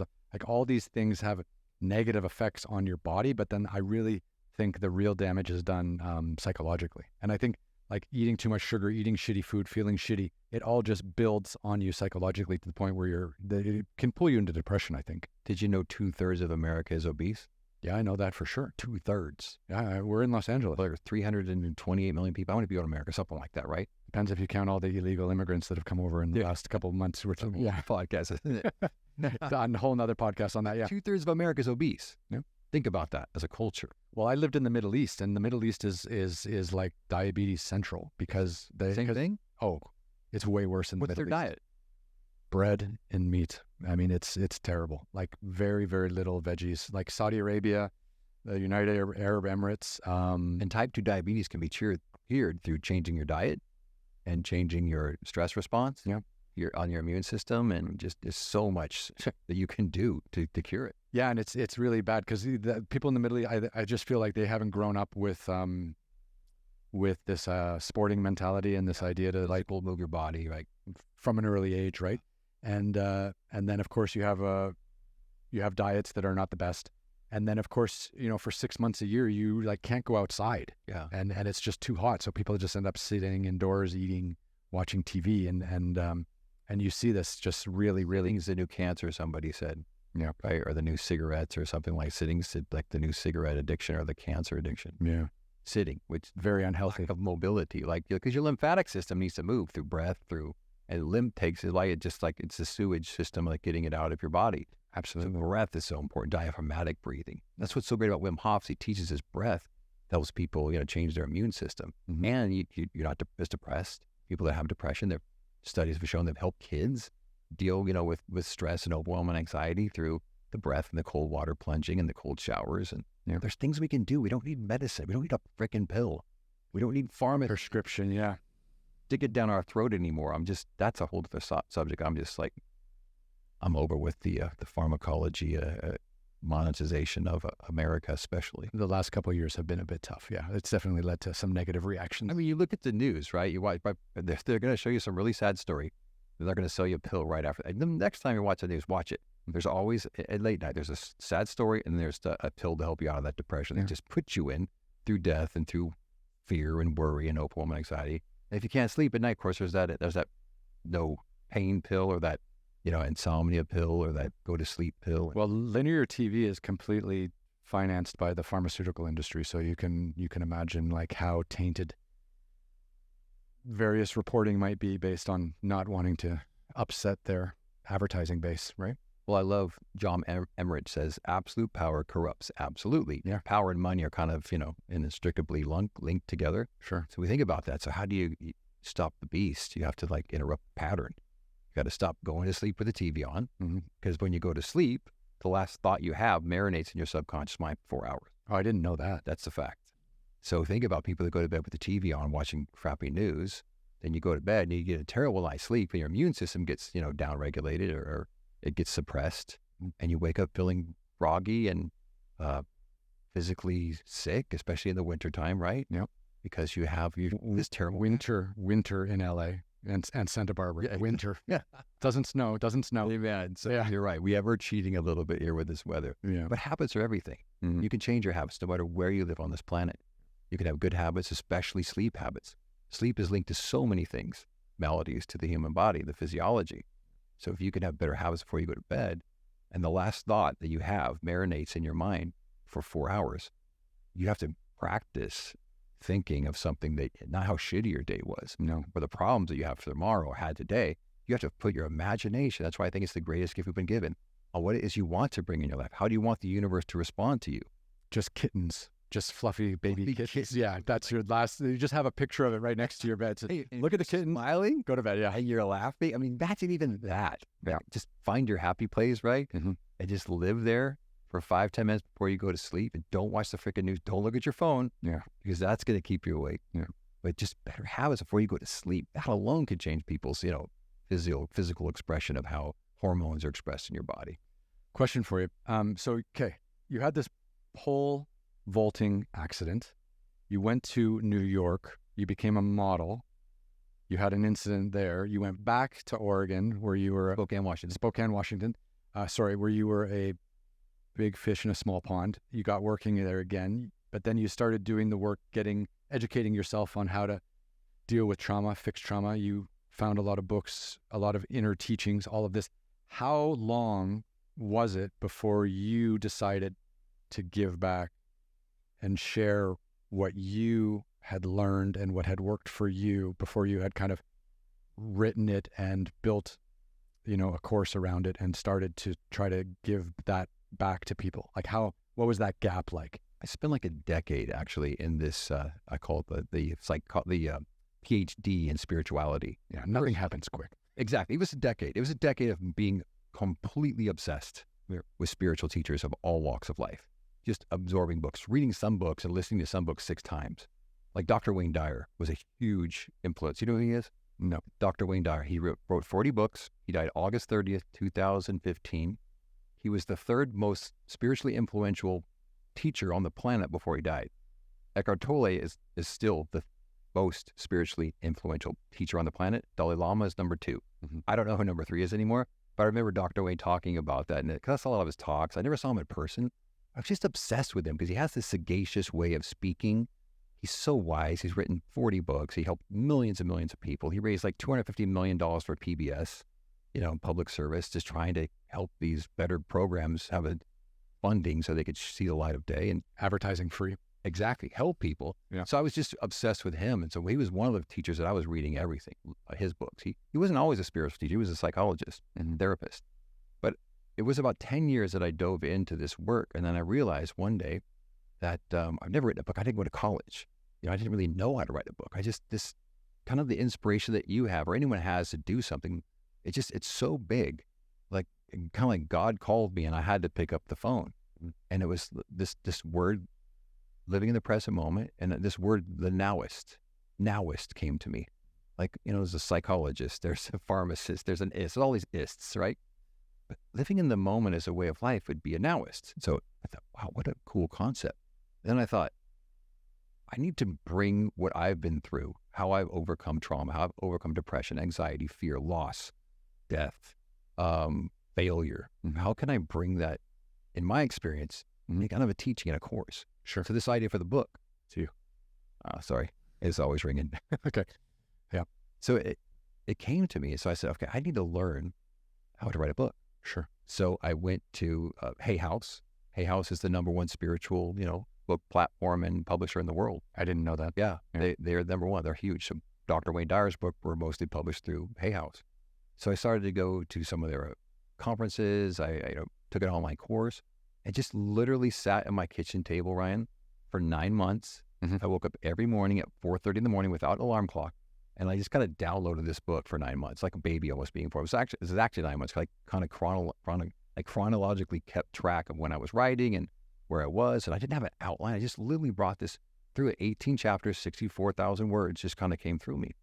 In 2018, I published the book. We had a launch party, flew my whole family. We all went to Cabo. We had this great virtual live launch party. And then I started speaking all around the world. I spoke in Florence, New York, Austin, all over the world, giving these talks on living in present moment awareness and how to get out of time, and how to get out of stress and overwhelm, and how to get out of your past, and how to not look in that rearview mirror all the time when you're trying to go forward in life. And so it became this mission. And I started having live events. I had 2 live events. I'm also a musician. Oh. So my bandmate and I wrote a full record around this book, and we then would perform these songs live at our events. Then we had 2.5 day events where it was all immersive. It was like socialized learning. There was, music videos, there was music, there was connection, there was breathing, meditation. At this wonderful 2 live events that we put on. And now our next iteration of this is I realized, 10% of people read books. On 90, maybe 100% of people watch movies. So if I'm going to reach more people, I need to get on the big screen or the small screen or on more screens. So we're in the process now of creating a feature-length film. Oh, that's amazing. So we're about a month away from the first draft of the screenplay being complete. And is it going to be like a non-fictional review of like you and your life, or It's a feature-length film? It's a story by co-writing partner Michael Balker, who is a famous award-winning author. He's amazing, and he and I have been working down the screenplay together for a year now. Oh. So instead of doing another live event, I mean, how are we going to reach more people with this message? Storytelling. You brought it up multiple times in this podcast. Mm-hmm. I love it because to me, it's like Steve Jobs said, it's the storytellers that kind of set the tone, create the culture, and kind of get people in step with really how to experience a message or a mission. Right. So we've got this story. It's a psychological thriller. It's about this guy whose wife's running for mayor, and there may or may not be a serial killer chasing their family. And he has this deep, dark secret that's yet to be revealed. And it all deals with what we call in our live events, emergence trauma. And it's when people emerge from trauma, the first 5 things to do. And we encapsulate it in the story of this family that's going through the emergence of the trauma from our protagonist, Thomas. And it's all set in Santa Barbara. Okay. Very nice. Yeah. So when we're done, I just finished the Santa Barbara Film Festival. It was 11 days. I just finished it. I met so many directors, producers, actors. I just was trying to meet as many people to find out how the sausage is made. And you've been in this industry for a long time. There's a lot of, So we're a lot of nastiness. Oh my gosh, it's the beginning. But for me, I realize this mission is bigger than me. I want to serve people and let them understand how their power is in the present moment. Most people are so caught up in chronological time and in linear time that they forget this vertical present moment, that's this eternal time, this divine time. But where those two cross, that's the now. So we can get out of linear time and get in the vertical. That crossification is where the now lives. That's being a now-ist. Right. That's where I'm looking. Epic. That's great.